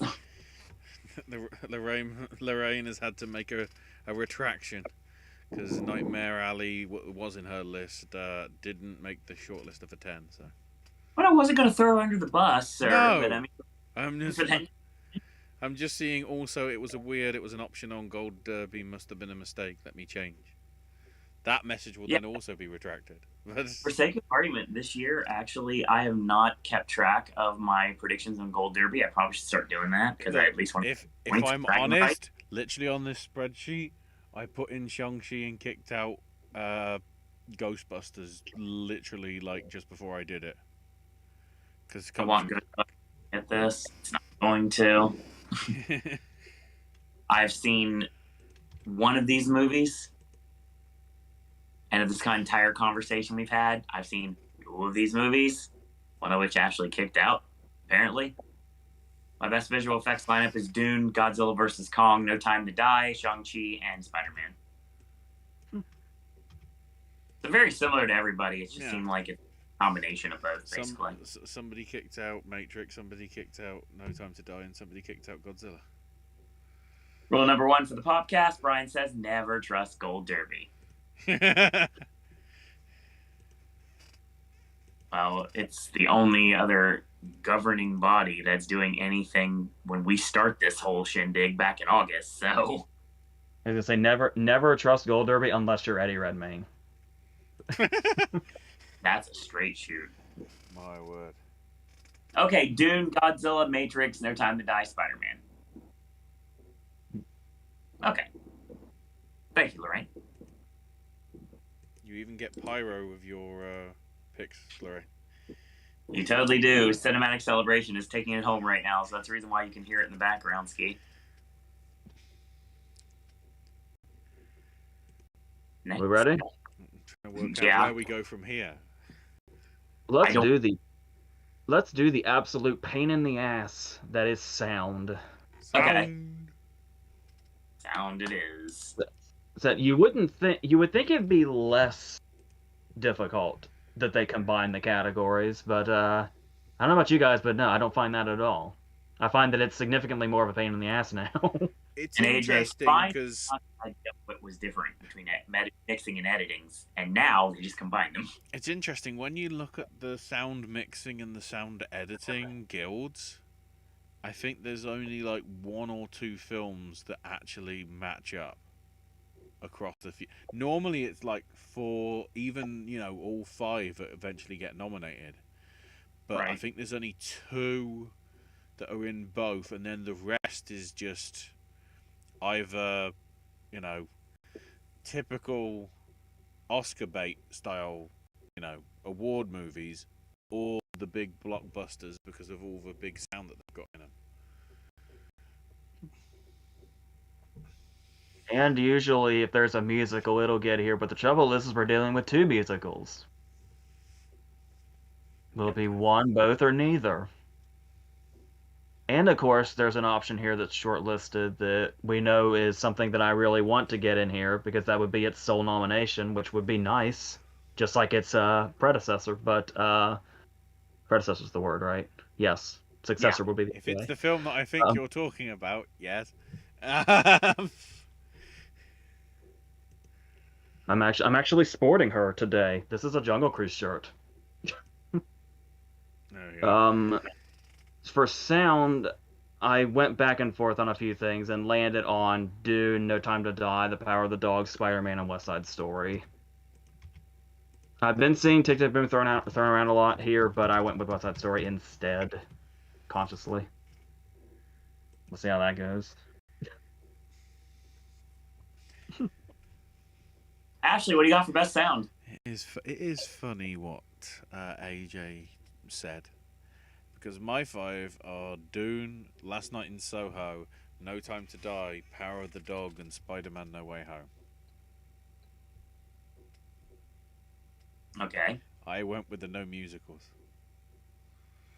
Although technically, does that singing bit in Last Night in Soho count as a musical? Is your main drive to put Last Night in Soho and the whole the way the sound changed when she went back in time? That sort of thing, it's very much like the whole the Giorgio Moroder song that Daft Punk did, where for each bit where he's talking about the different decades of him working, Daft Punk used 4 different microphones. And audiophiles would know that's a different sound to that one, and that's different to that one. And so I think that sort of aspect, but also like sound usually does well with horror. I mean, look at Quiet Place. I think some of the sort of sound work in Soho, especially with the sort of jump scares before we get Dario Argento in this shit, towards the end, is very well worked. So I see that coming in there. So yeah, I decided to go with the no musicals because that's music. We'll see how that works out for you, Ashley. Josie says, I think the sound categories combined could hurt some movies that could potentially be benefiting from it. Like I have a hard time seeing multiple Best Picture nominees in sound. It's possible. Lorraine says, Dune, No Time to Die, Spider-Man, Tick Tick Boom, and West Side Story. Well, I mean, we're kind of on the same boat somewhat. My best sound lineup is going to be Belfast, Dune, The Power of the Dog, Tick Tick Boom, and West Side Story. I almost went with Belfast. The thing that was driving that was the fact that how very Roma Belfast is, and the fact that Roma got in. I believe Roma got in both when we had both categories. I'm also thinking that Belfast could be like, it's talking about movies that are going to get like double-digit nominations. I feel like Belfast could get this, leading to more of like a double-digit nomination morning. Potentially. That would be nice. I wouldn't mind it. I like Belfast. It's good stuff. And of course, Tick Tick Boom is something I saw in California. Absolutely love it. Power of the Dog, something I saw in California. I very much enjoyed it. Not to say love it. I enjoyed it. There's a difference. And yeah, we'll talk a lot about both of those movies and pretty much all 5 of these as we progress through this rest of the show. Are we ready to get song out of the way? Yes. A lot of people ask if you could get rid of one Oscar category, which would it be? My answer is always this one. I know it's been a tradition for a very long time, and usually that kind of thing sticks with me, but like, seriously, if there's one category we really don't need.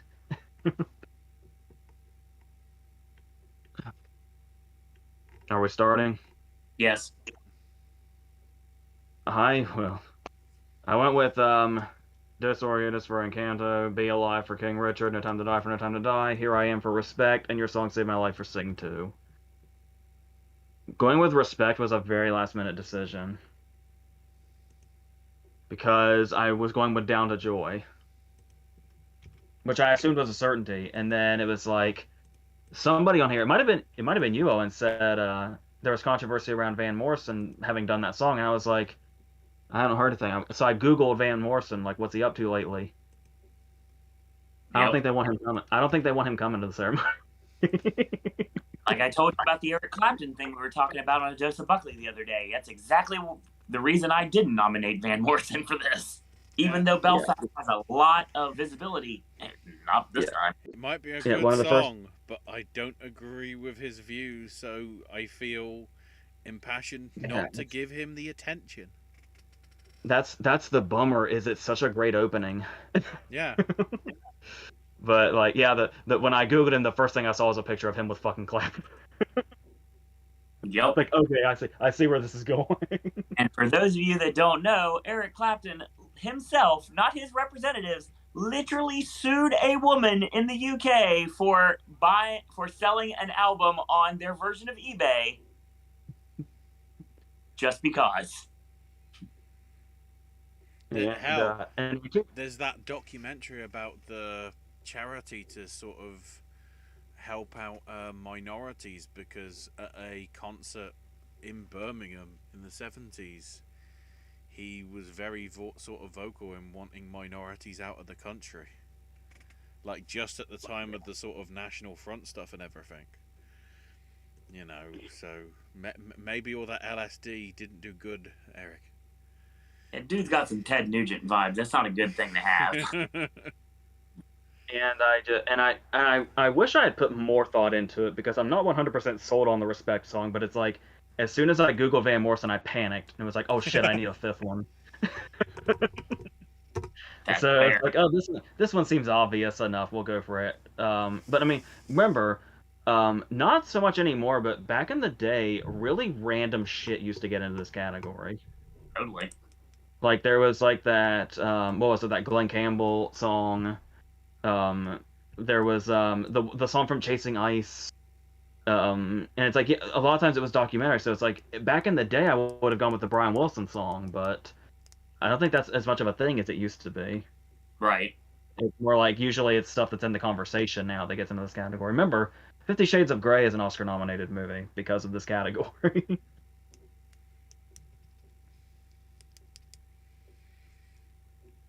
So, Ashley, what do you got? Best original song. For what I'm calling the audible, you're going next. Because I want to. No, chatting.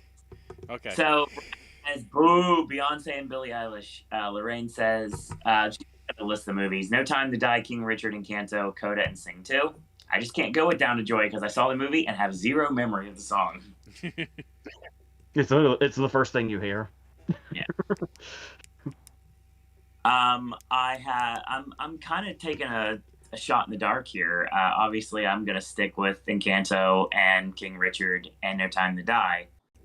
But I got to throw a little bit of love towards Ariana as well for Don't Look Up, because I like the song, and I heard it again the other day because I was listening to it. I was like, it actually is an interesting song that I'd love to see performed, kind of like when Robin Williams did Blame Canada at the Oscars. Love that. That was an awesome time. Interestingly enough, despite Blame Canada being a South Park song, Ariana Grande's song will need more censoring. Oh, I'm aware completely. But if they grease live that song, I'm okay with it because at least I get to hear it on the Oscar stage.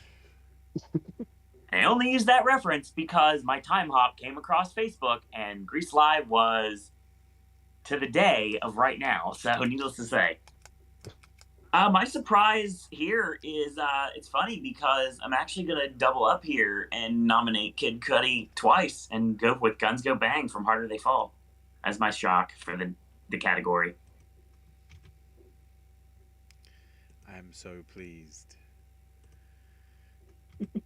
that what has been said has been said. That is why I have tactically gone last. Because I'm not even doing mine in alphabetical order. Because I'm leaving the open goal to both of you. My weird one is So May We Start from Annette. Because Sparks needs something, for fuck's sake. I also have Just Look Up from Don't Look Up, Dos Oruguitas from Encanto, and No Time to Die from No Time to Die. My number 5 is Somehow You Do from 4 Good Days. Yeah, it's hard to bet against Diane. Diane Warren! Never Yeah, bet against her. She's gonna do it eventually. Just not this year. Completely my last cut before I went with Guns Go Bang. I don't know why I decided to go with it, but I just did. She makes it in every time, even when you haven't heard the song. And going against Bono is not a good idea either, but I mean, it's difficult, but... We already heard yesterday. It's barely in the bloody film. Fair. Oh, what's even worse is the Brian Wilson song. I had to go back and look for it because the short amount of time that song plays in the Brian Wilson documentary, it's being talked over. Of course it is. It's not even in the end credits? No, the song that the documentary is named after is the end credits song. which is not the song that's nominated. Of course it's not. Why would... We don't talk about Brian Wilson.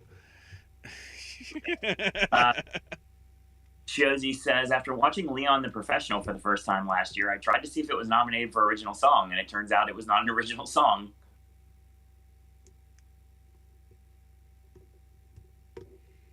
That's the one that stinks. Yeah, I was trying to remember which song that is. The other sting, Sumner.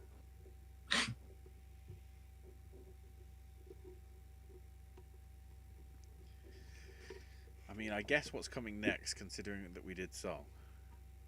It's gonna blow your mind. You're never gonna guess what we're doing next. Best Picture. We're gonna do like the Oscars did last year. Yeah. Bring out, who was it? Rita Moreno. All right. Yeah. If you're following along, we're doing score. Of course. Where I have Dune, Encanto, The French Dispatch, Parallel Mothers, and Power of the Dog. I don't know how much explaining those need. I guess Parallel Mothers is considered the outside choice, but I don't even think it's... I feel like I've seen it enough around that it's not that outside of a choice. Even if it'll be one of, like, one or maybe in a long shot 2 things it might get. Okay. Yeah, that's it. I have Don't Look Up, Dune, French Dispatch, No Time to Die, and Power of a Doog. Yes, I realise I'm doing the Hans Zimmer double, but it's happened before. And, you know, Anybody that references Her Majesty's Secret Service in their score automatically gets in for me. But it is, it's very good. It makes sense considering.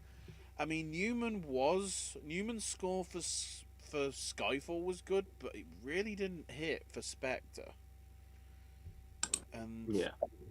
who was it that was originally doing it? Because Zimmer stepped in last minute, didn't he?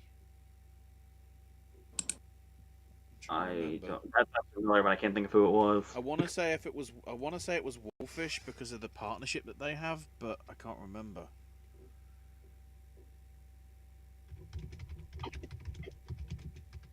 I'll have a look. Was that what happened with Dune? I can't remember. Yeah. One of the two.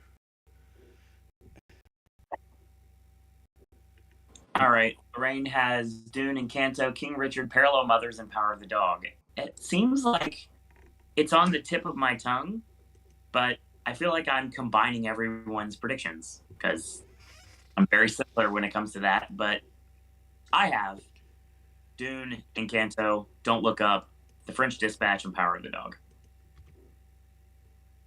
Any chance I have to give a kudo to The French Dispatch, I'm going to take, unless it's something that's completely out of left field. Except for one, because I just didn't have any room for it, even though I wanted to. Yeah, because the combination of Desplat and Wes Anderson's hard to go against. Yeah, totally. I've just checked up. It was supposed to be Dan Roma, who worked with Fukunaga on Beasts of No Nation and Maniac. But then, due to creative differences, dropped out, and that's when Zimmer stepped in. Okay.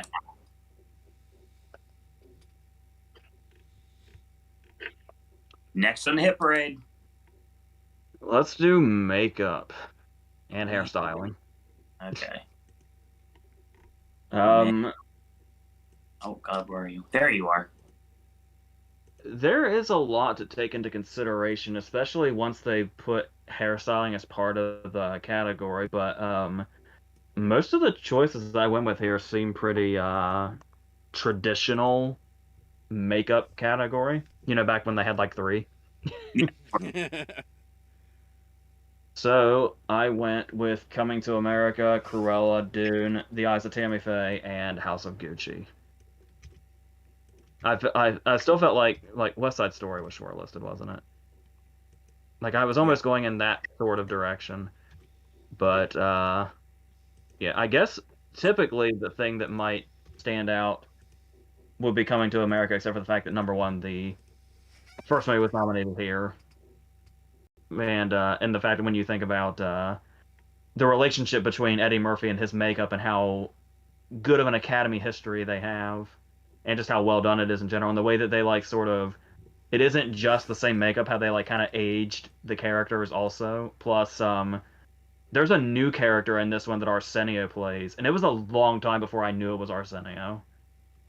So that kind of made me go towards that. I think another reason I wouldn't have thought of Coming to America is Coming to America was, not only was it, a piece of shit, but it was so long ago, I forgot it was this year.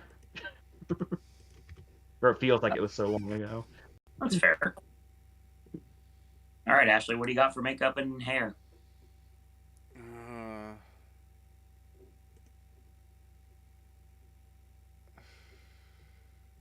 No, I'm switching mine back. Hang on. I was just about to put Coming to America in, but I'm gonna stick with what I was gonna do. So it's Cruella, Dune, House of Gucci, No Time to Die, and The Suicide Squad. Because I'm not making the same mistake again.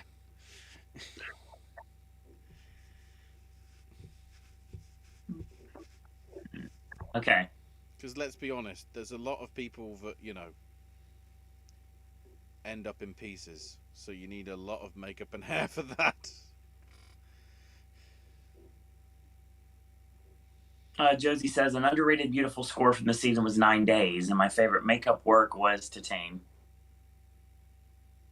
Excuse me. Lorraine says, makeup and hair, Cruella, Dune, The Eyes of Tammy Faye, House of Gucci, Nightmare Alley. Just something about you guys, like, all your lineups just, like, linking. It's just together. We combined, we are Captain Planet after all. So, Coming to America was the last cut I made here, and I feel like that may cost me in the long run because it was like AJ. We're talking the other night about talking about Norbit and everything like that. How much that movie sucks, but it's an Oscar-nominated movie now because of what Eddie Murphy went through in order to get that look. If I remember correctly, The Nutty Professor won. It did. And I believe Life was also nominated. Yep. And when he's found her early, he gets nothing. So needless to say, no, I'm not upset about that, not at all. Best makeup and hair, I have Cruella, Dune, The Eyes of Tammy Faye, House of Gucci, and it's hard to bet against the Suicide Squad here. I do see.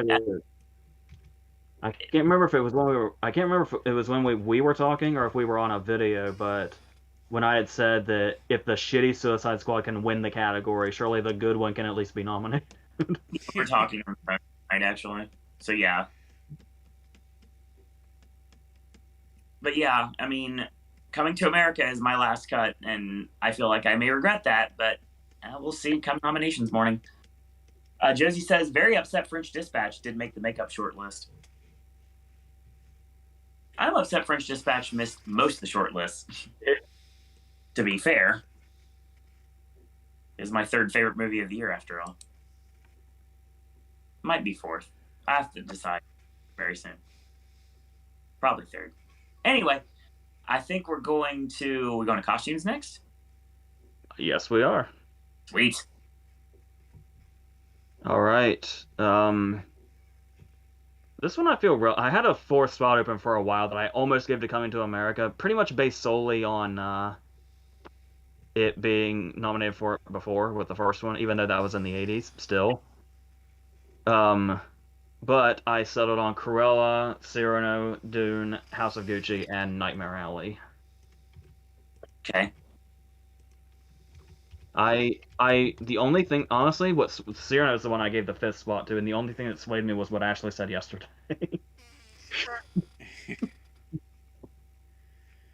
It's because like Cyrano's been like just blanking left and right, and at first I was thinking like it's just not going to get anything at all, but it's like I could see it getting one here, and that'll be what happens to it. It's co-costumed by Jacqueline Duran, who is sort of, I don't want to say the Diane Warren, because Jacqueline has won some, but her stuff always gets in or gets certainly in contention in the shortlist. Same with Cruella and Jenny Bevan.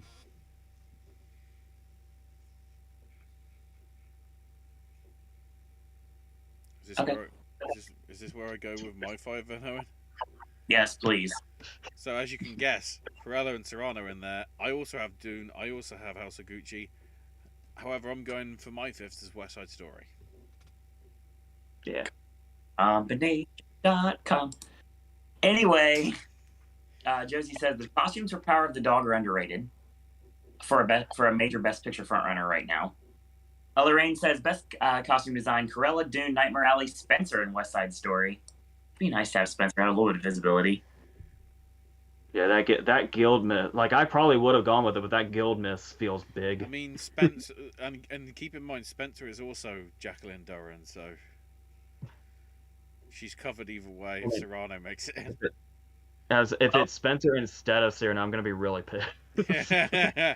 Well, I don't have Cyrano to give away another piece of my rest of the lineup. I don't have Cyrano for anything, and I feel very bad about that since that trailer hits me every single time I've watched it. And once it finally gets into theaters, I'm very excited to finally see it.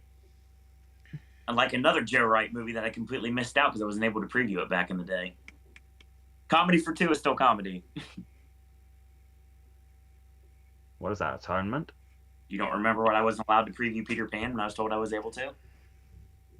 Oh God, why would you want to? Pan. That's what I was going to. And they're like, nope, sorry. Still haven't seen it.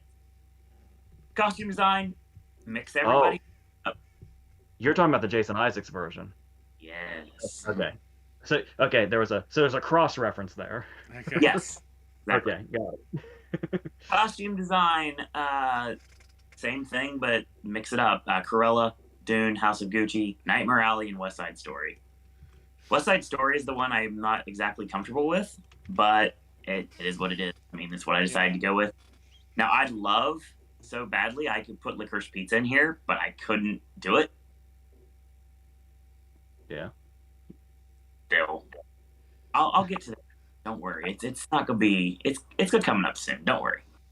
That's funny. Josie says, although the costumes aren't super flashy in Licorice Pizza, I did love them. You get the Orange Cassidy, Bill Jacobson thumbs up, Josie. I mean, the final like little bit when Hoffman gets the suit, and I'm like, so he did Miami Vice 10 years before Miami Vice did.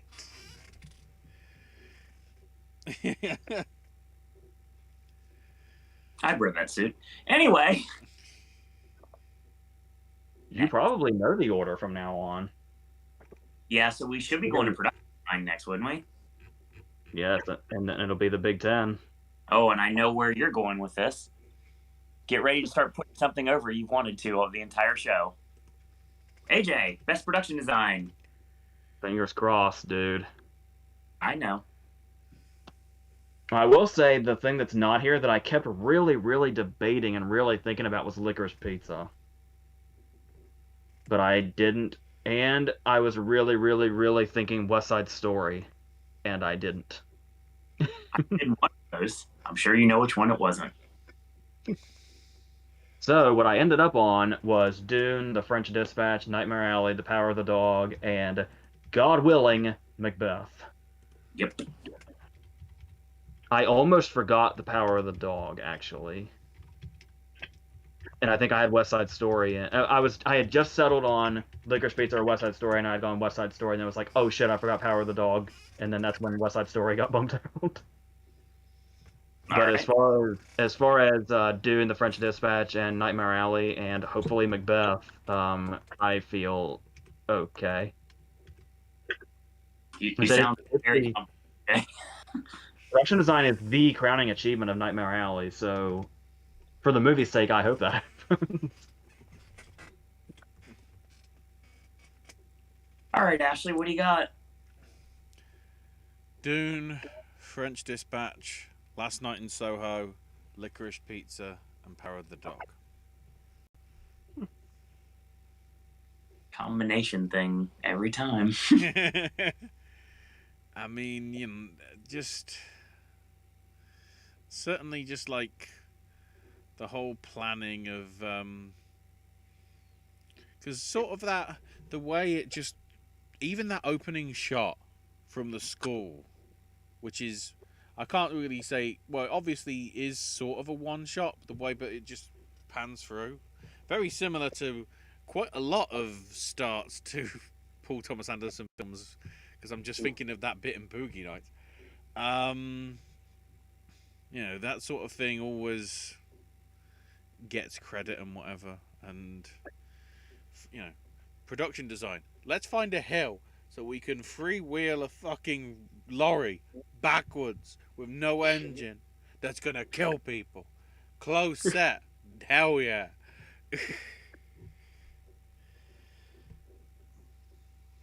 Chat.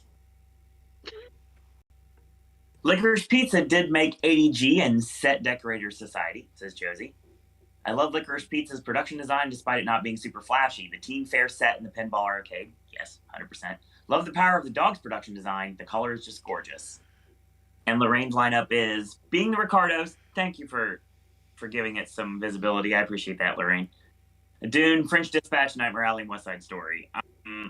As much as I wanted to go with being the Ricardos here, I couldn't do it. And again, as I've mentioned this entire show, and probably will say the rest of the show, it's a mixture of everybody's. Production design is Dune, Licorice Pizza, Nightmare Alley, The French Dispatch, and The Tragedy of Macbeth. I like that 5. That sounds good.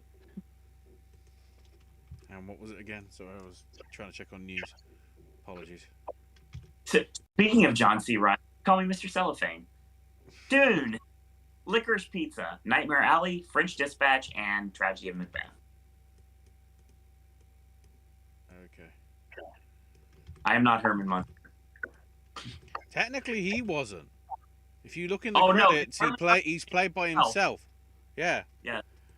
Yeah, and Malachi Throne wasn't Falseface either. Falseface was a question mark, but that's beside the point. I love throwing these references out sometimes that most people don't get. I don't care anymore. I'm just enjoying myself at this point. So we are moving on to, oh boy, we're at cinematography now. No, we aren't. What am I missing? No, we're gonna do it the other way around. No. Editing's next. Yes. No, cinematography, then important stuff. So, as far as editing goes, I made a change here that was extremely last minute. After our conversation last night? I made this. I thought I was saying that it was an idea in my head, but I wasn't sure if I was going with it. But it was eating away at me, Okay. and I did make that change. Okay. And response from everyone. The power of the dog was the victim of that change. Okay. So what I ended up with was Dune, Don't Look Up, King Richard, Licorice Pizza, and Tick Tick Boom.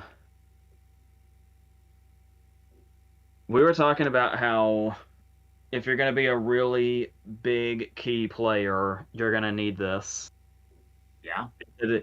That was already a thing, but I think the thing that absolutely solidified it was when Green Book inexplicably got into this category. Right. That might as well, like, forget PGA. I feel like that was when Green Book won Picture. Was when it got an editing nomination. Yeah, that actually makes a lot of sense, honestly. And we've been talking about this whole thing of process of elimination landing us on Licorice Pizza a lot. Yes. Like you take out, is this the kind of year that the Academy wants to award streaming? Oh. And the fact that West Side Story's taking more hits than we thought it would guild-wise. Sure. And we just been saying in general, Licorice Pizza is going to overperform. So I feel like that's starting here. Don't Look Up, I already talked about. Don't Look Up's editing sucks, but it's very, very noticeable, which is what they go for. So yeah. Tick Tick Boom, obviously the back and forth between the drama and the musical numbers, and just in general, it was like it was gonna be a musical, and that hit. Was it here? The West Side Story missed the Guild, or did it get this one? I've already forgotten at this point. To the eddies, to the eddies, to the eddies. Yeah. Yeah, it missed because we didn't know what category it was in. Yeah. Because somebody said drama, which can't be right, but that's what I heard. So yeah, with that kind of hit, I leaned more towards Tick Tick Boom than it, even though a musical is very like it could be very likely this would be the kind of category where two musicals could get in easily. But then I was talking about where I just took out The Power of the Dog, and that was for King Richard, which was just King Richard's been doing really well all season. And it's one of those things where it was just in the back of my head, especially for a sports movie. It just makes sense. And like with, all the tennis scenes and really how much a lot of the movie feels almost montagey. Oh yeah, totally. I feel like this could very easily happen for King Richard. So yeah, I actually feel kind of good about this change. I mean, I don't know how I feel about taking Power of the Dog out, but I feel good about having King Richard in, so that kind of balances that out. I feel like when we get to Florida, it does feel like it's just one big montage moving forward. Yeah. And it's such a well done movie too. I mean, it's not like one of my favorite of the year or anything, but it's definitely a solid film. Mm-hmm. And the shine through, so I can see that happening. What do you got, Ashley? Well, hang on. Clarification. I got Don't Look Up, I got King Richard, I got Licorice Pizza, and Tick Tick Boom. I'm guessing the fifth is Dune. Yes. Of course it is. Yeah. So, I'm really going left field with one of these. I have Belfast, Dune, Licorice Pizza, No Time to Die, and Power of the Dog. Spoilers: No Time to Die isn't in my 10 for Best Picture, so. But I think there's enough work of it craft-wise that it could actually get in here. The other four, are somewhat contenders, at least in that thing. So I guess that they're the least left field. Right. There was a time like I want to say like in the 90s where it was almost a pattern that like this was like the blockbuster action movie category. Yeah, totally. Yeah, it certainly has the history to it. And thankfully that disappeared. So yeah, that's what I'm going with. Once again, it's that whole mix everybody up again. Lorraine says best editing, Don't Look Up, Dune, Licorice Pizza, Power of the Dog, Tick Tick Boom. Josie says she's been using your process elimination logic, AJ. About Licorice Pizza. The slower, methodically paced films don't typically get recognized in editing. Nomadland is the exception, being a weaker field.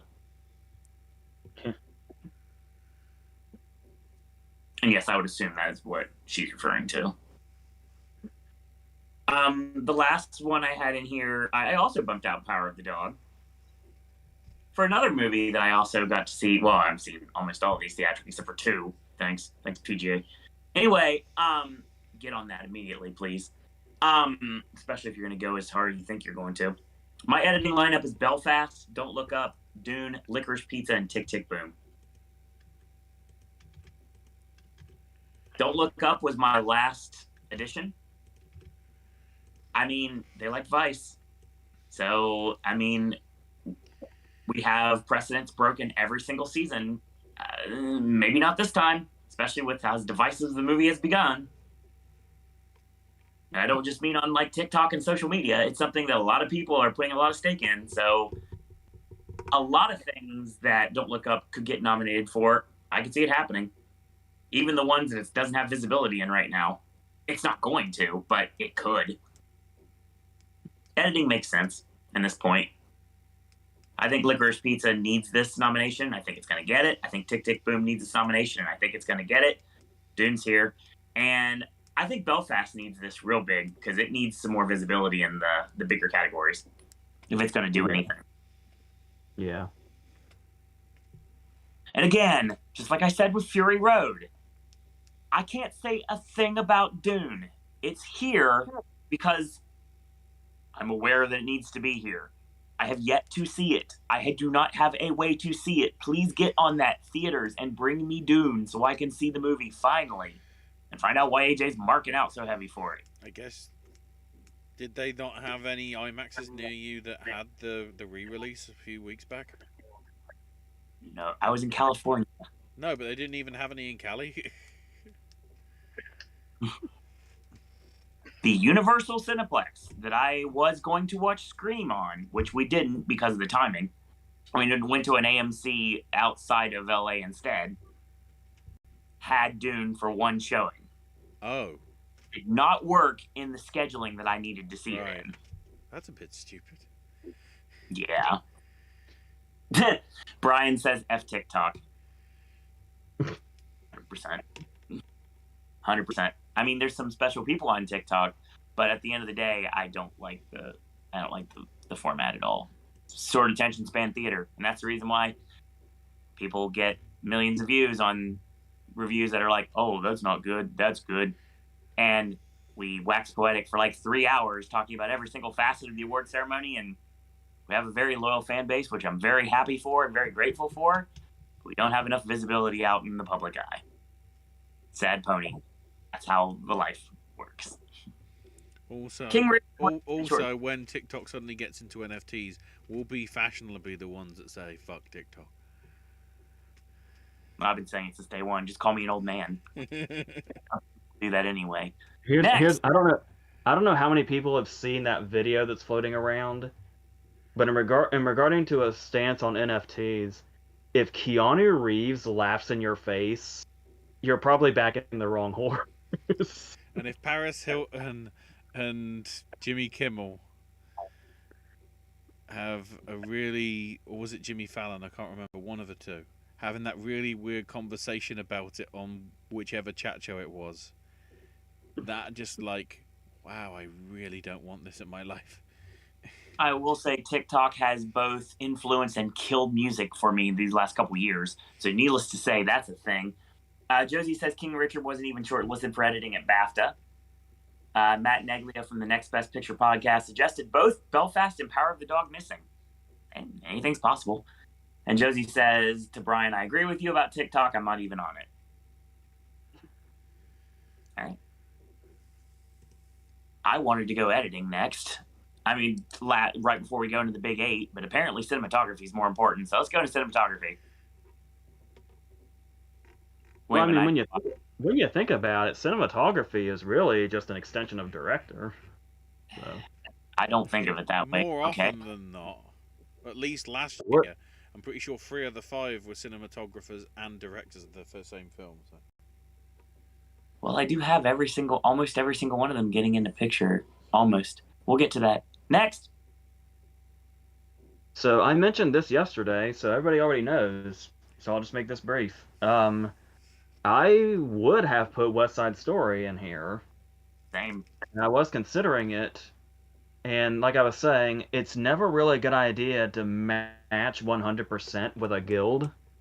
Right. Usually there's going to be one change, but once I decided against West Side Story, I realized that I match the cinematography guild, and I can't pull myself away from that because the lineup looks too perfect. And this is one of those cases where it's like, if it looks too perfect, you're in danger. But I literally do not know what I would even take out, so I'm just going to leave it the way it is. So I have the guild lineup: Belfast, Dune, Nightmare Alley, Power of the Dog, and Macbeth. Ashley, what do you got? Same logic, except I did make the one change. Same. I have Belfast, Dune, No Time to Die, Power of the Dog, and Tragedy of Macbeth. Well, let's see what chat has. Josie says, I could have used it to share my poetry, but I just don't use it. Brian says it was Fallon. Josie said Keanu Reeves' girlfriend is an artist, and she has quite good artwork. Cinematography branch, similar to directing branch, has added a lot of international members. So there's one change, and I'm sure it doesn't take a rocket scientist to realize what it is. I also have Belfast doing The Power of the Dog and The Tragedy of Macbeth. But of course, my last one is Licorice Pizza. I just love the look of the movie. I really do. And I'm So that would be when it comes to it, but yeah.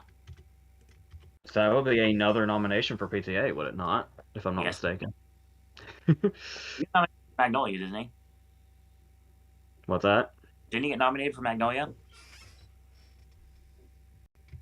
You mean in general or for cinematography? Cinematography. I don't think he started doing his own cinematography till recently. Let me get on the. No, I just want him. I don't want his filmography because it don't say about his awards on his filmography. Awards and recognition. Oh, I got more comment. Cinematography for Lorraine says Belfast, Dune, The Green Knight, The Power of the Dog, and West Side Story. Yes, Lorraine, I know you love The Green Knight, and I know you like to nominate it. If The Green Knight got in here, and if The Green Knight got in production design, my life would be made. Okay. Josie said, go ahead, Ashley. This would be PTA's first for cinematography. Okay.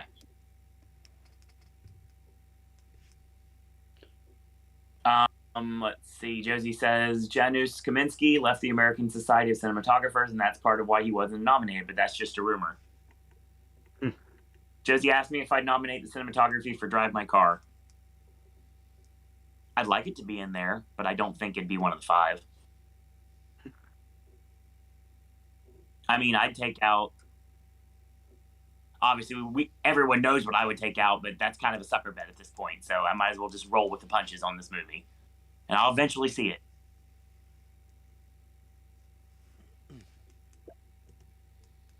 We've waited since August for this.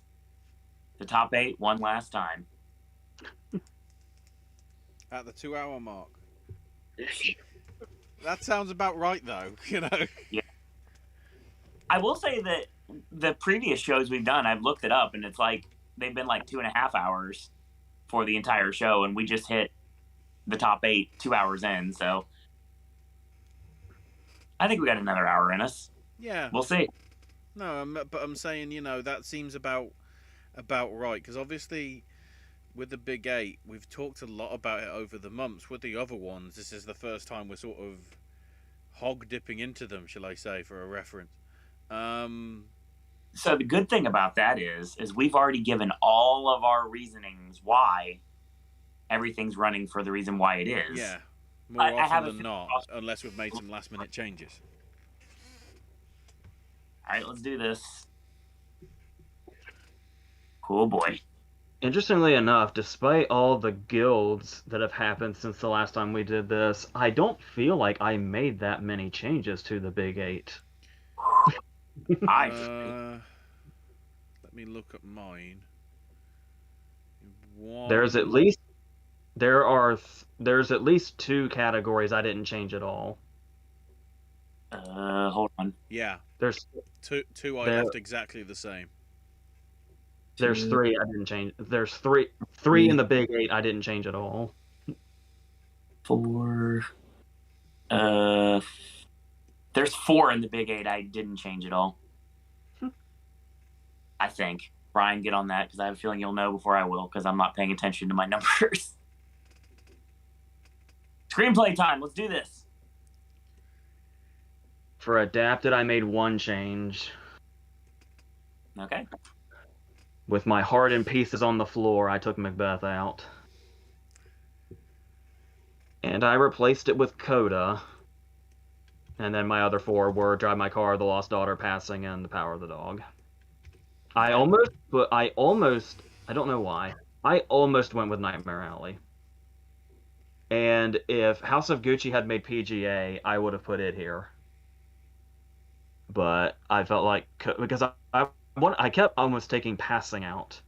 But then once I took Passing out, I realized that there was nothing else that I really, really wanted to put in its place, so I just put it back. So the only thing I changed was I took Macbeth out and put Coda in. Because Coda was that one where, like, I just kept forgetting about it for most of the season.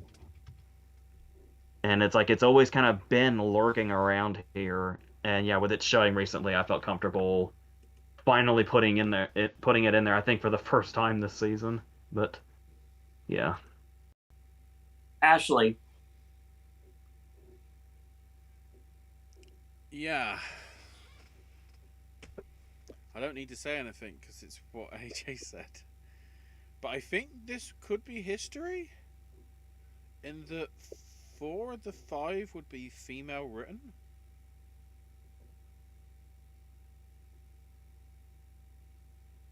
The outlier being Drive My Car. Yeah.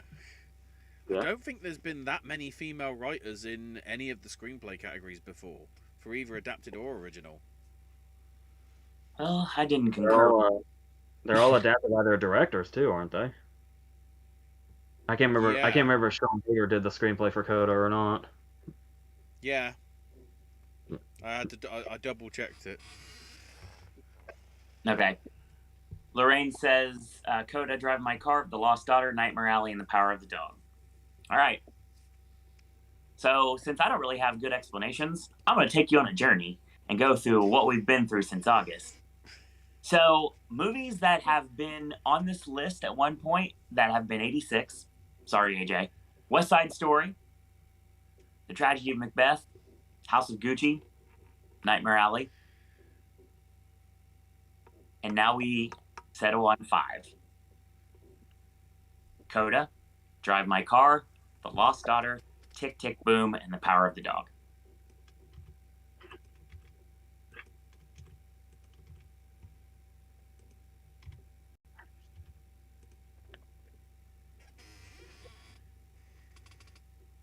Owen's passing on passing. Yeah, I never want to feel like that might be a mistake. But I never had Nega in either.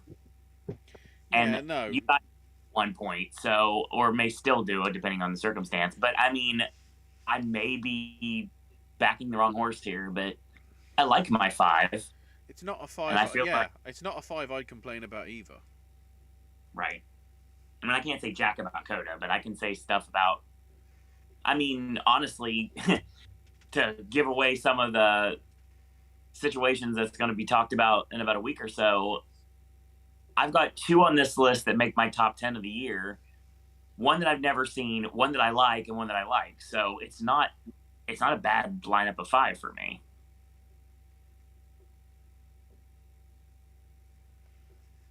Let's do original. Made one change. I know you did. Fuck off. I'm trying to work out what it is. Oh, I know what it is. I can't tell you how badly I wanted this 5th slot to be mass. Oh, I wouldn't have a problem if it was mass. The last time we did this, I could have sworn it was going to be mass. It's that goddamn fucking Sorkin, and it's the other 4. Once again, like I was saying about House of Gucci, like where I said if House of Gucci had made PGA, then I would have probably put it in adapted. If there's one thing I feel like is gonna, like I was saying, how I don't think Being the Ricardos is in the 10 despite his PGA nomination, but it's like obviously that PGA nomination has to affect something, and the slot is open. And yeah, it did get WGA also, but obviously we know that's an asterisk because of all the ineligibility. But yeah, on top of goddamn fucking Sorkin, we have Belfast, Don't Look Up, King Richard, and Licorice Pizza. So yeah. Ashley, what do you got? What were the other 4? Just to clarify. Belfast, King Richard, Licorice Pizza, Don't Look Up. Okay, they're in the wrong way. I was trying to put in the alphabetical order. Right. This is awkward. I have Belfast, Don't Look Up, King Richard, Licorice Pizza, and Mass. Let's hope. There's always one left field one. And to me, because of the scale that Sorkin is, Sorkin cannot be considered left field. We saw it, straight out of Compton. We saw it with Borat. Okay, some people might consider it to be Coda, but because Coda's had so much push, Everybody's marking out for it. Something is just making me think that mass RKOs from out of nowhere. Maybe. Yeah. Yeah, I think I'm going to take an L on it, and it's going to be it's not even going to be Being the Ricardos. It's going to go to something completely different. That would be great. Josie says, I can see Coda pulling an upset win in an adapted screenplay if it touches enough AMPAS members. I hope not, but it could happen because there's a lot of love for that movie right now. Lorraine says, Licorice Pizza, Belfast, King Richard, Don't Look Up, and Being the Ricardos. Yeah, this is something that never changed. It only changed once in this whole season, and that's when I had the French Dispatch, because I really want it to get in here, and I'd love to see it get in here. And if it comes at the expense of something else, it is one of my favorite movies of the year. And even though I've put everything and my entire being into Being the Ricardos since August, if the French Dispatch gets in here, I would be very happy. I would have Yeah, like Mass is great and everything, but if there's anything I could give that spot to, it would be the French Dispatch easily. And that's the only thing that I have not had in here the entire time. And then I jumped on the King Richard bandwagon and I stayed on it for a long time. So my original screenplay lineup remains Being the Ricardos, Belfast, Don't Look Up, King Richard, and Licorice Pizza. Hopefully a very much needed and deserved win for PTA. Fingers crossed. All right, let's get the fuck out of here.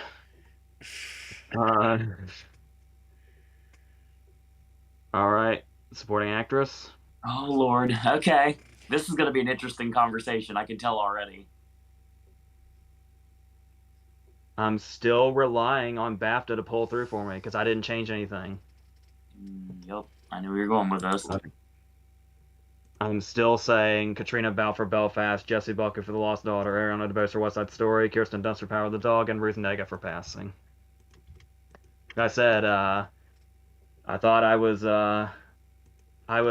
taking Ellis out before it was cool. It's true. You do have that feather in your cap, sir. Ashley, what do you got? Unchanged. Katrina Balfe for Belfast, Ariana DeBose for West Side Story, Kirsten Dunst for Power of a Dog, Ingenue Ellis for King Richard, and Ruth Negga for Passing. Like I mentioned previously, I never got on this Ruth Negga train. I feel like it might be a mistake.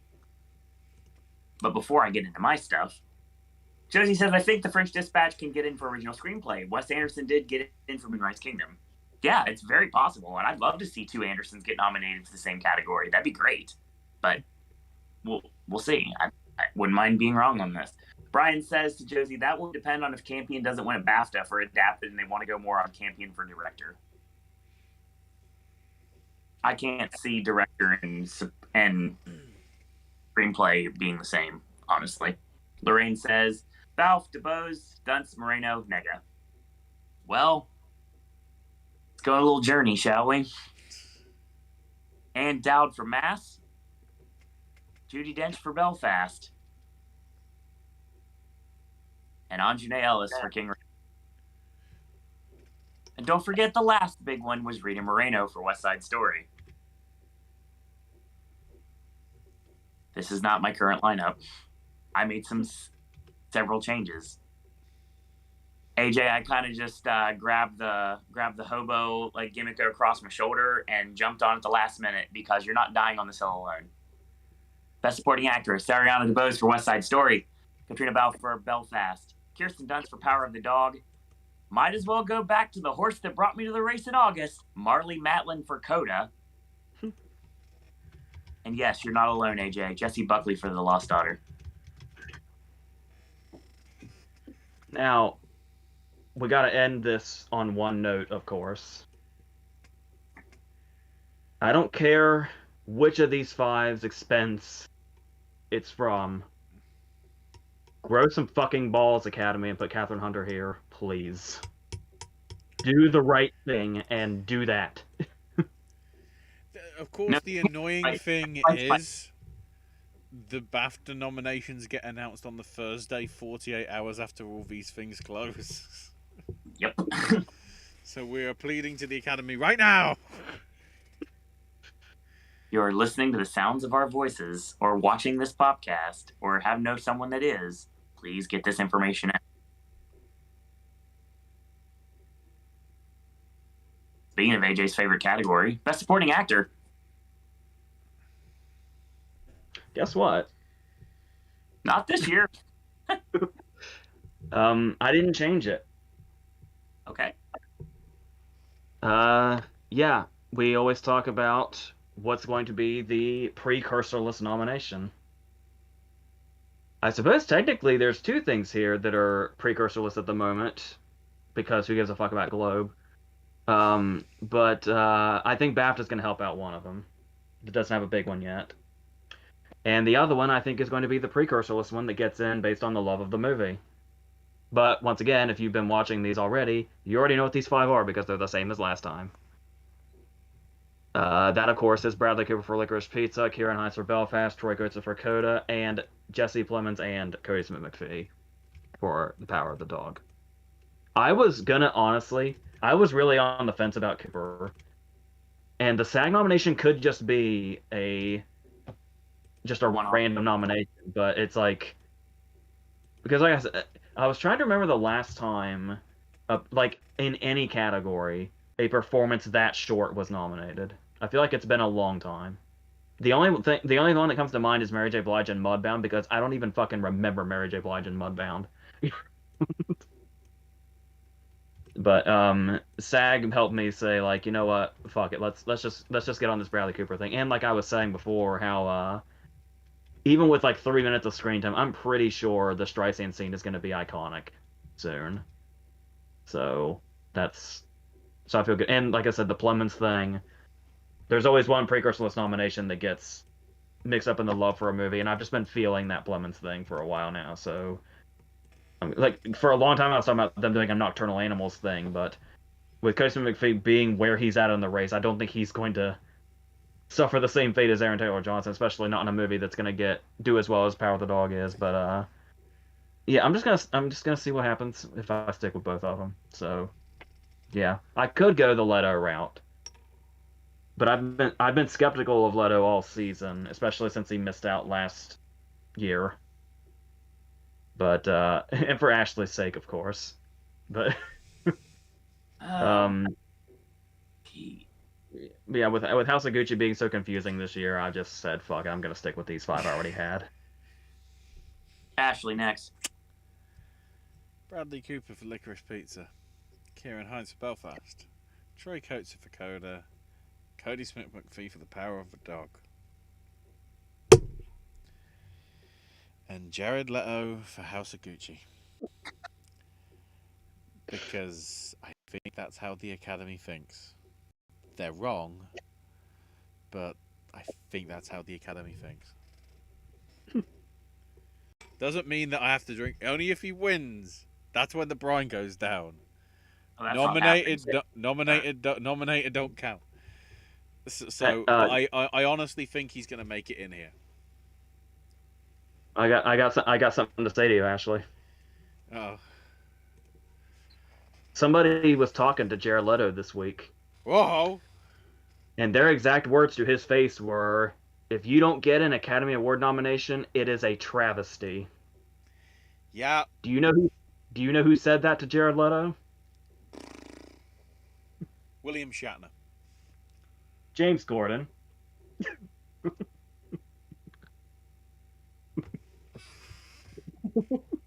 All right, let's go into this. Oh, my dad. Anyway, Josie says in all caps, Catherine Hunter is outstanding in Tragedy of Macbeth. Yes. She's 100% of even a win. Favorite female supporting performance of the season. Yes. Brian goes, Hunter would have to pull a Leslie Manfield if it were going on Macbeth as this year's Phantom Thread. Leslie Manville. Yeah, that's what he said. Yeah, she got the BAFTA nomination, didn't she? Think so. I'm assuming that's what he means. Probably. Josie says, speaking of Jessie Buckley, I loved her and I'm thinking of ending things. Jessie Buckley, I don't think has done anything bad that I can think. Well, sorry, no, she was in Doolittle. Fuck. Josie said, I would love Jeffrey Wright. I think all of us would. We'll talk about that soon. Don't worry. What, Jeffrey Wright for No Time to Die. Yeah. Try again, good sir. Lorraine says, Cody Smith McPhee, Troy Coates, Kieran Hines, Jared Leto, and my do or die, I will die on this hill, Jason Isaacs. Mudbound was a confusing movie, says Brian. Where are we? Do you think that the Academy will be inclined to award Coates for diversity representation purposes? I think he is 100% deserving of recognition. I'm just wondering, says Josie. I could see that because, I've been saying all season, I don't think Cody Smith McPhee is like he could win everything up to the Oscar, but I'll be interested to see if they actually go for somebody that young in the category since they don't usually. I mean, after finally seeing the movie, I will say that he's definitely not my favorite performance in the movie, not even close. And he's not the performance that should be getting all the accolades either. We talked about this a minute ago, which I'd love to be able to jump on this bandwagon with you guys, but can't. Kai and Del Rey, welcome. Haven't seen that name pop up before. Leto missed in a #1 current movie, though. Gucci is a much more talked about package.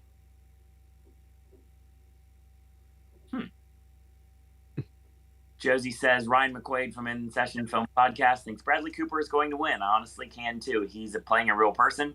Of course, we're talking about Streisand. John Sorry, Peters. Streisand. Ashley, say goodbye to Jason Isaacs, says Brian. Yeah, I kicked him out for being Jared Leto because the guilds are idiots, and they vote.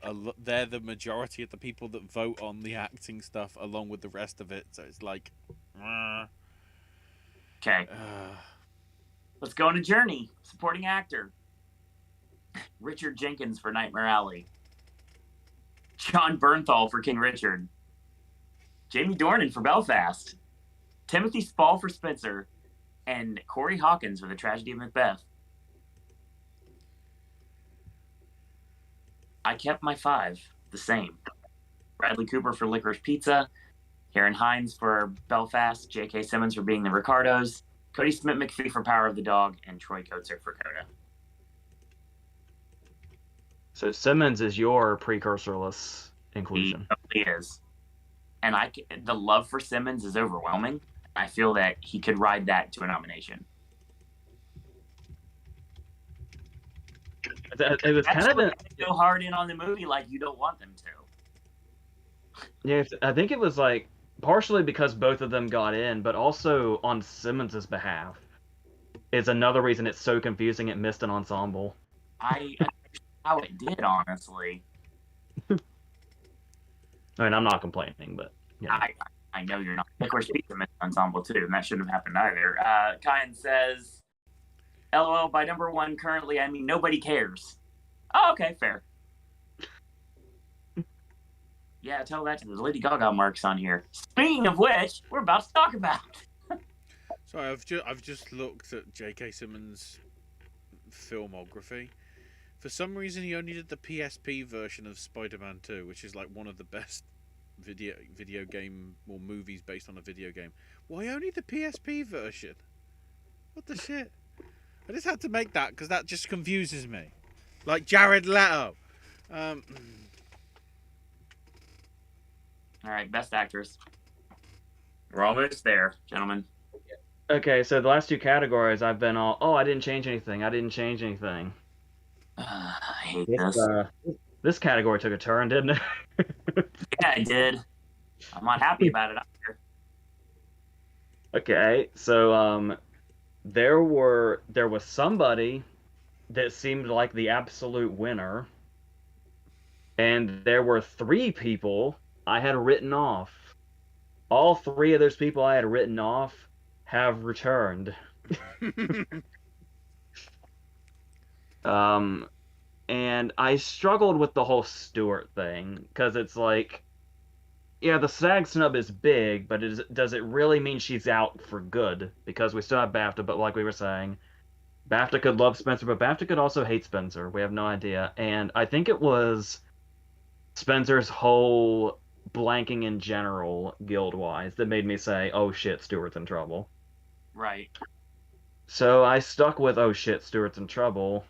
And I did go ahead and take her out completely, which is such a surreal thing to say, given where we were literally the last time we did one of these. A prediction video, anyway. So, with that, I landed on Chastain for The Eyes of Tammy Faye, Olivia Colman for The Lost Daughter, Lady Gaga for House of Gucci, Alana Haim for Licorice Pizza, and Kidman for Being the Ricardos. I was on the Penelope Cruz thing for a long time. I don't know where she is. I honestly would have stuck with her as a it's not impossible kind of thing, but I was trying to figure out what to do about that look. Like, I was talking about how the guild loved the Being the Ricardos got, even though I don't think it's going to be a big deal, so I settled on, we'll give it that screenplay nomination. Mm-hmm. This is that case of, well, clearly there is a branch in the entertainment industry that loves House of Gucci because of the SAG turnout. So it's like House of Gucci's got to get something big with that kind of support. So I went ahead and went back to the Gaga thing. Even though I had written, she was like the first one here I'd written off besides Kidman. I said now people are on this thing about Kidman being a front runner, wherever the hell that comes from. but because I know there's going to be some idiot that says the Globe, but it's the Globe. Ashley, go. No, and the last thing is I had written off Chastain when I really didn't want to, but then the SAG brought it up because the other thing was the whole idea of me sticking to the McDormand thing. And I think I said previously how somebody said something that finally registered with me, which was McDormand's big mistake was running in the wrong category.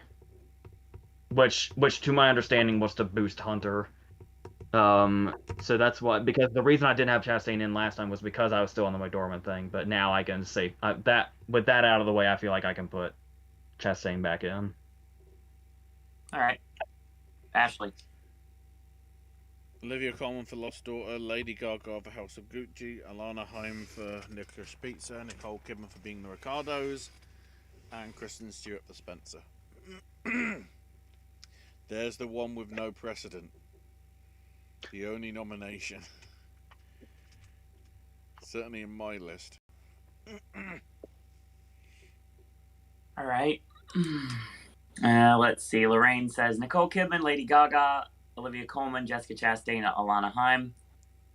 I have Alana as my 5th slot because I think one of these slots should be from a Best Picture nominee, and I don't have Licorice Pizza in any other acting categories. That's a unique way around it. So, again, we go on a little bit of a roller coaster like we always do. Frances McDormand for The Tragedy of Macbeth. Cate Blanchett for Nightmare Alley. I said it before anybody else did. And yeah, Kristen Stewart for Spencer. My Best Actress lineup that we have today. I have Alana Haim for Licorice Pizza, Jessica Chastain for The Eyes of Tammy Faye, Lady Gaga for House of Gucci, Nicole Kidman for Being the Ricardos, and Olivia Colman for The Lost Daughter. So same as AJ. Yep. Chastain was my last minute. It was either Chastain or Stewart. And again, going with a movie that I haven't seen over a movie that I have. The fact that Spencer has fallen off so much that it has. But it could be the only nomination the movie gets, too. But we don't know. And I've already have precedent set for a lot of things I've already talked about, so I can't really throw that card every single time. So, might as well. Best Actor. Oh, God damn it. Yep, tell me about it. This category was so exciting a month ago. That 5th slot could have been anybody a month ago. And I have a feeling they're going to go as boring as they can go. I know where this is going. Continue, AJ. Well, we've been saying, who is it? Cumberbatch, Garfield, Will Smith, Denzel. And then there's that 5th one. And I was like I was on this whole thing of like, they're gonna go really exciting. They're gonna go Nicolas Cage or something. But I guess we're probably going to match SAG if I had to guess. So it's going to be Bardem for some reason. Okay. AJ, take a shot. Ashley, best actor. Hang on, I need to get that from the sheet and put over. And yeah, if there's explanation needed, it's not just SAG, but the surprising guild showing for Being the Ricardos in general is what's leading me towards Bardem. So there that is. God forbid we get inspired or anything. Ashley, what's your change? Cumberbatch, Power of a Doog, Garfield for Tick Tick Boom, Will Smith for King Richard, Denzel Washington for Tragedy of Macbeth,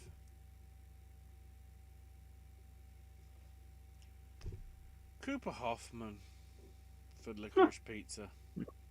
Let's try and get inspired. Somebody has to. Let's try. I mean, I had it before. I feel both performances are so pivotal to the film that really both need to be acknowledged. Agreed. Won't happen, but it's something I agree No, with.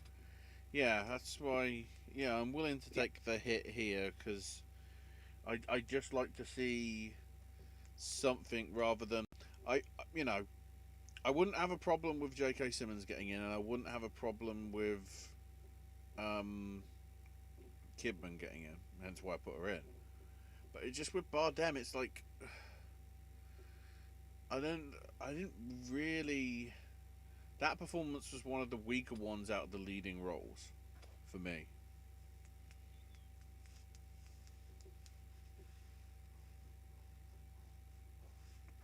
This feels like Bizarro World.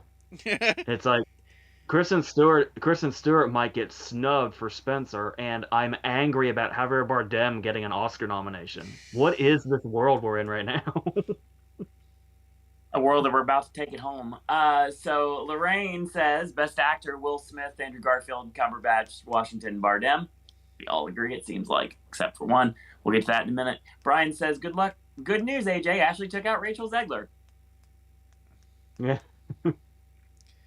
Well, let's just repeat the there's same one one. standout performance in that. Knowing my luck, Rachel Zegler will actually get the Rising Star thing, even though she's not been in really anything. And they don't normally like to give it to debut people. Otherwise, what's his name from JoJo would have won last year. To be fair, he was also in that weird Kate Winslet apocalypse thing. Silent Night. Silent Night, yeah. You're talking about Roman Griffin Davis? Yeah. But I went with the other person from Jojo Rabbit instead. In Thomason. Damn it. Acknowledge her. Josie says, "I love Spencer. I don't want Kristen to get snubbed, but if it's for Alana Haim, I'm all for it. You give me vibes of I like you sometimes, and sometimes I don't agree with you, Josie." Josie says, "I'd love it if Cooper Hoffman got in. I think all of us would. And that's my want for that fifth slot. We'll get to that in a minute." Josie says, "One foreign language performance I really like was Amir Jihadi in A Hero." Brian, I'm not mentioning anything that you said about Denzel because I don't want AJ to come to the phone. Hold on. I will say it because, he needs a passport to get to me, whereas he could drive to you. He won't do either one, but I have a feeling he'd do either one at this point, especially if you say the wrong thing right now. If you need, okay, I'll say this. If anybody jinxes Denzel, there shall be done a deed of dreadful note. That's what I'll say. But what if it's Peter Dinklage, who himself is trying to say fuck Disney for trying to use dwarves? Yeah, I don't know. Maybe we shouldn't get into that. Move away. That's how the show goes too long. Dinklage is in the corner if he gets in at BAFTA. A lot of people are saying Dinklage is in this. Josie says if Cooper gets nominated, it could be the Academy's way to honor his father. Yeah, I'd like that. I'd like that greatly. I would have thought. I still think that, but I also would have thought that would have been enough to get him into SAG. You're not wrong. Because I had him in SAG. I was like, nope, sorry, Owen, that's not going to work. So I'm not making that same mistake again. Then again, SAG don't normally recognize young in with the main ones, do they?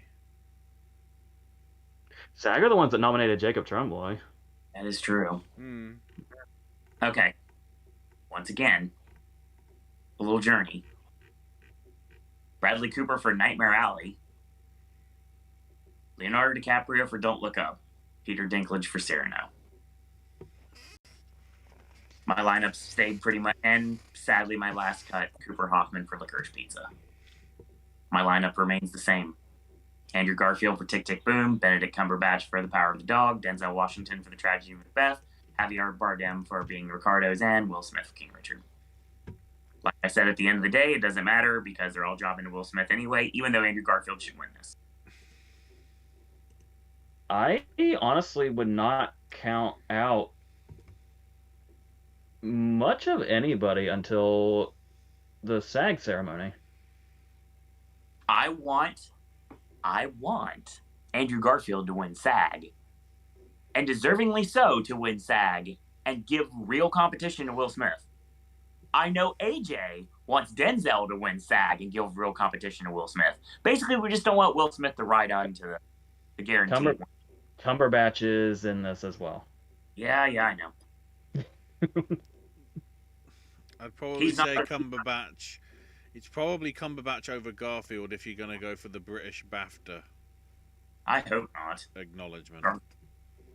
Garfield needs to win. 2 left. But first, Josie says, speaking of Hoffman, once again, if I was giving a best supporting actor performance, it would be for Dylan Baker for Happiness. Yeah.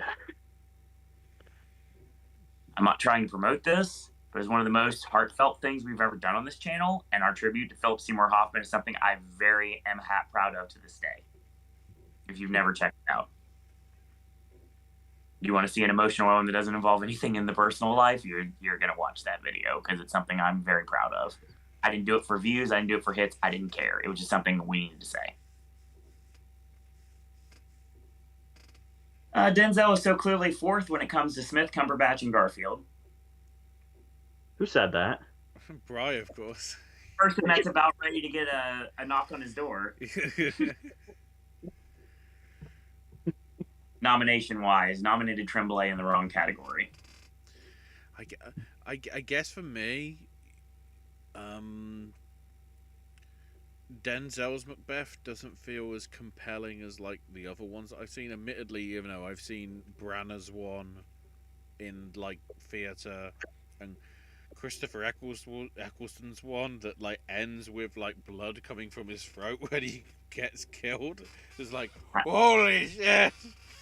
I feel that wall is about ready to Jedi mind trick fall on you right now, Ashley, because AJ's going to make that happen right now. You didn't see Christopher Eccleston get... I thought it was real for a minute. I thought, oh shit, it's gone wrong. Like, I still haven't decided who my favorite Macbeth is because before Denzel, I was really into McKellen's performance. oh, And the 70s Wells one owned with Dench as the lady. Yeah. And Wells really owned his too. Wells owned his just on a production level as well, so it's really hard to decide because they all kind of do their own thing with it. But yeah,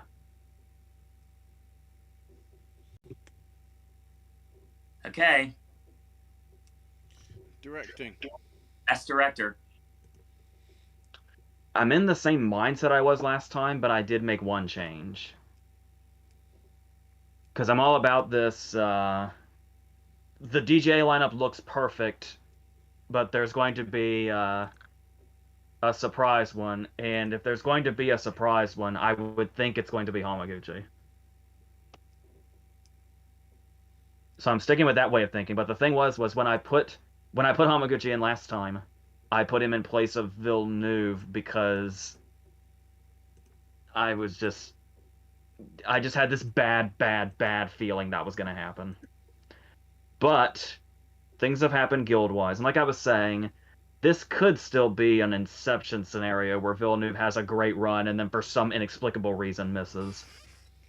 But let's hope not. So there is a movie that we've been talking about has been taking hits, and I don't know how confident I am in this choice, but I really am not, I just don't want to let go of the Hamaguchi thing, so somebody had to go. I've been hearing some people say Branaghl's the vulnerable one. I really hope to God not. I really hope not. So what I said was Paul Thomas Anderson for Licorice Pizza, Branagh for Belfast, Campion for Power of the Dog, Hamaguchi for Drive My Car, and Villeneuve for Dune, which means I took out Spielberg.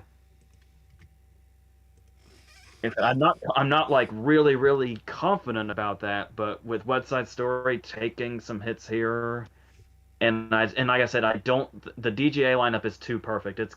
Somebody's going to get taken out of the DGA lineup. And Spielberg's the first one that jumped out at me. And I don't know if that's my personal hope that Villeneuve is 100% safe and that it's not going to be, it wouldn't be Branagh. I really, really hope it wouldn't be Branagh. So, and like we were talking about the sort of thing we've been seeing lately, how voters seem to be reacting to the fact that West Side Story isn't that much different from the original, and it feels like basically feels like we're watching the same movie in a lot of instances. Might potentially cost him. So that's where I ended up. All right, If Ashley. if the out of nowhere one instead of Hamaguchi could be Cohen, my life would be made. But Hamaguchi feels like the more realistic choice at this point. Sadly. Ashley.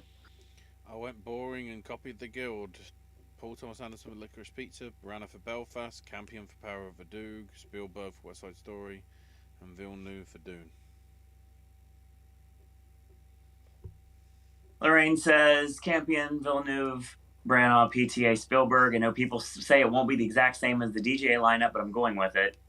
Josie says, I think Campion is extremely deserving. You know how much I love Power of PTA. Got POTG.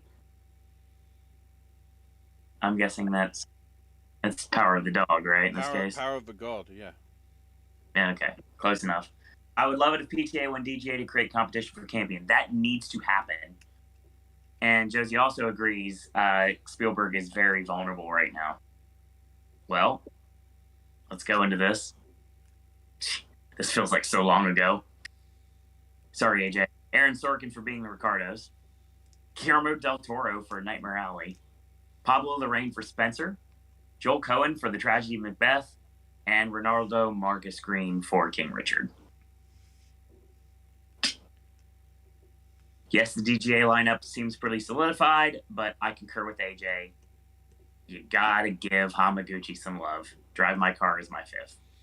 Bearing in mind the precedent over the last, is it 4 years now? That one of the foreign language ones gets in for director? Yep. That's what I'm thinking. Because it happened twice in 2018 with Pawlikowski and Quarren. Yeah. Yeah, but And then then at the same time, like, Roma was so mainstream, it was getting into other stuff. Cold War was basically just foreign language, and did it get screenplay as well? I can't remember. I thought it did, but I could have done. It got something. Cinematography. Yeah. Yeah, cinematography is, I think, that's when that and Never Look Away both got in, which was another foreign choice.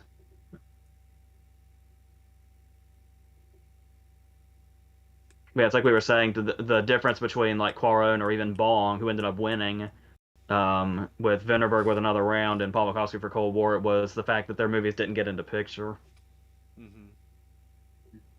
We're about to find out if that happens again. Josie says, and as Ann Thompson from IndieWire pointed out, several Academy members she spoke to are resistant to awarding West Side Story. And Brian says Dune has 11 nominations as of right now for his list. Yeah, unfortunately, I have it in double digits too, but we'll talk about that later. Best Picture.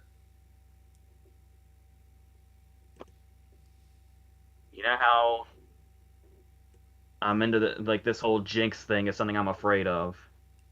So I try not to say something that I want. Well, this particular time, I might have said something that I want. And I am defending that choice by saying that it will be because of passion votes. Because passion votes is how stuff like The Tree of Life gets nominated for Best Picture. Or stuff that seems like it'd be so far on the outskirts and such an acquired taste, yet manages to get in because just enough people are really, really passionate about it. And what we were talking about before, which is what I mentioned the last time I put Hamaguchi in, was when Cold War and Another Round got those director nominations, they're not getting into picture. We don't know that they would have been in picture if there were 10 slots. So you would think now with 10 slots that wouldn't happen. It happened once in like 1938.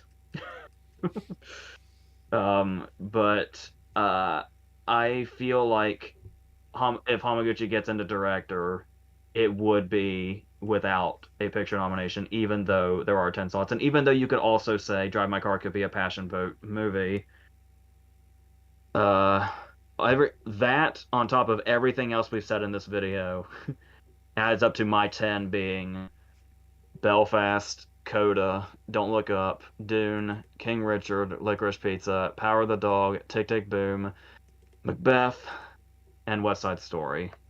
If Macbeth can get just enough passion votes, it might still be able to, instead of something like Drive My Car or, God forbid, Being the Ricardos. Or even House of Gucci if they decide at the last minute they want to go for it again. But that's what I'm just putting all my love behind Macbeth and just kind of hoping that it happens. But everything else I feel like is justified in some other thing we brought up in this video. And go through the 10 again. Damn it. I tried to go as slow as I could. I know. But the problem is I'm trying to copy them from like mine, and it's like, oh, you missed that one. Oh wait, then I've got to jump about. Like, Okay. Belfast. yeah, Coda. yeah, Don't Look Up. yeah, Dune. yeah. King Richard. Mm-hmm. Licorice Pizza. Indeed. Power of the Dog. Yeah. Tick Tick Boom. There's the one. That's the one I was missing. And then Macbeth and West Side Story. Yeah, I got the others. It's like, wait, there's two there that aren't linked to each other. The other ones, it was just like one space and the gap. So I was like, well, in the interest of time, Owen. The only thing I switched out was I dropped out Macbeth for Drive My Car. So my 10 are Belfast, Coda, Don't Look Up, Drive My Car, Dune, King Richard, Licorice Pizza, Lost Daughter, Power of the Dog, and West Side Story. I guess that's a hill I'm gonna die on. I think it's gonna get acknowledged in a 10. I think if it was anything else, I don't think Lost Daughter would have made it in. In all honesty, if it was an 8 like last year or whatever.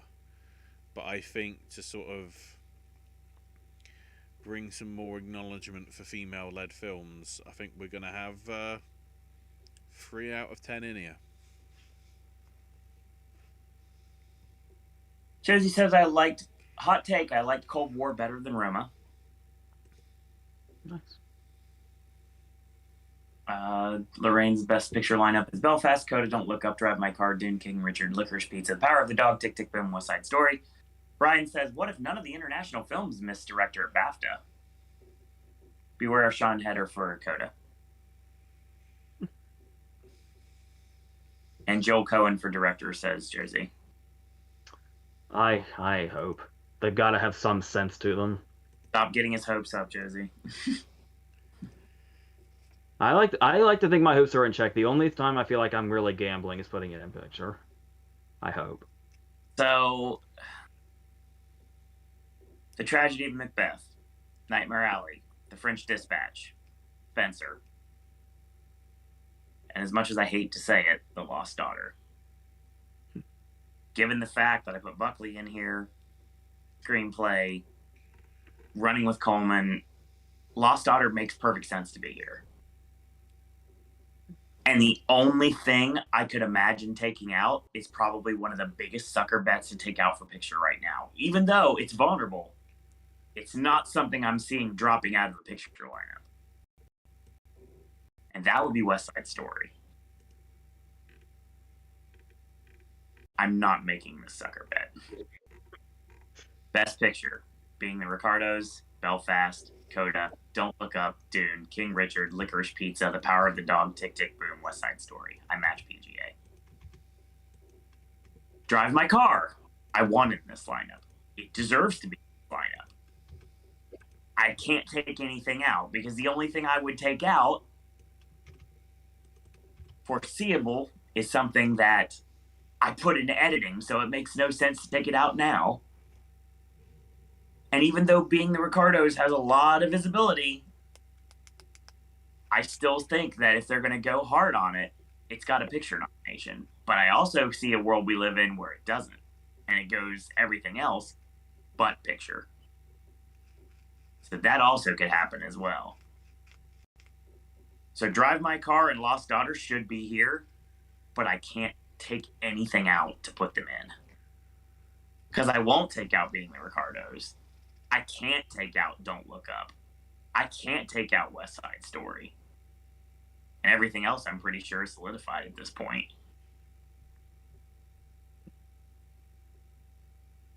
Is that it? Almost. That's the 23, at least from our front. But to the chat. Cold War was my most overrated film of 2018, says Brian. The two leads won't shut up, repeating their love for each other. Sentimentality rides well. Yeah, almost 3 hours later. You wanted a show? We gave you one tonight to predict everything we're thinking for the 23. And we hope that you enjoyed this ride that we've been on since August, leading us towards actual nomination morning, where you're going to see a lot of reactions from the three of us, which the reactions may be at 5 o'clock p.m., but they may not be. It depends on what time the show is airing. Brian will give his nominations sometime later this week. That's your show. Thanks, everyone, for joining us tonight, whether live or in chat. Saw Top Hat came in and chimed in for like 2 seconds. It's great to have him back. We had some newbies in here we haven't seen before. Welcome to the Popcast Network and the Awards Popcast. Always great hearing from Brian. Always great hearing from Josie. And always great hearing from Lorraine. And it's great that Cassie popped in as well. Thank you, everyone, for joining us tonight and also joining us throughout this entire Oscar season. We've got a lot of stuff still to go. Now we get to have some more fun, because now we get to discuss reactions. And when the actual nominations come out, we still have predictions to do for other award ceremonies. We're not even close to being done yet. This is just the tip of the iceberg, ladies and gentlemen. And it's going to be quite a ride moving forward. And the video I'm particularly excited for, which should be Monday, I think we decided. I believe so. See if we pick the nominees and winners. That will be a Popcast, so you can chime in with your response as well. So that's going to be a fun show. So we're doing 3 straight days of Popcast then? Yep. Righty-ho. I'll put it in my diary. Next to James Because Sunday Jordan's we've got Jared Leto. Damn it. Sunday we've got our BAFTA nomination discussion. Monday we have our, like we just mentioned a few minutes ago, is going to be our if we picked the winners, or if we picked the categories for the top 8. And then Tuesday, nominations morning, our nomination reactions, our long podcast talking about what we liked, what we didn't like. And then we've got a lot of award shows to go through that I will be a part of for the entire run of this event. So that's going to happen. Josie said, love chatting with you guys tonight as always. Be sure to talk to you guys about my reading ventures. Absolutely. Feel free to. Ashley can be found on Twitter at AshIsMyNameUK. More content coming from him in the very near future. AJ, of course, like I always say, and cannot be found on social media and cannot be killed by conventional weapons, just like Keith Richards. To switch it up, even though now I'm also not only getting Mr. Rogers vibes, but I'm also getting Elliot vibes from E.T. It's another thing I'm getting from your... I'm digging both of these. That's your show, everybody. So once again, thank you for joining us tonight, whether live or in archive. And we got a lot of great things still to come, so stay tuned to the Popcast Network. And in the meantime, I want to thank you guys and girls out there for watching. And until tomorrow, boys and girls, love that Danhausen. And that's all we got to say about that.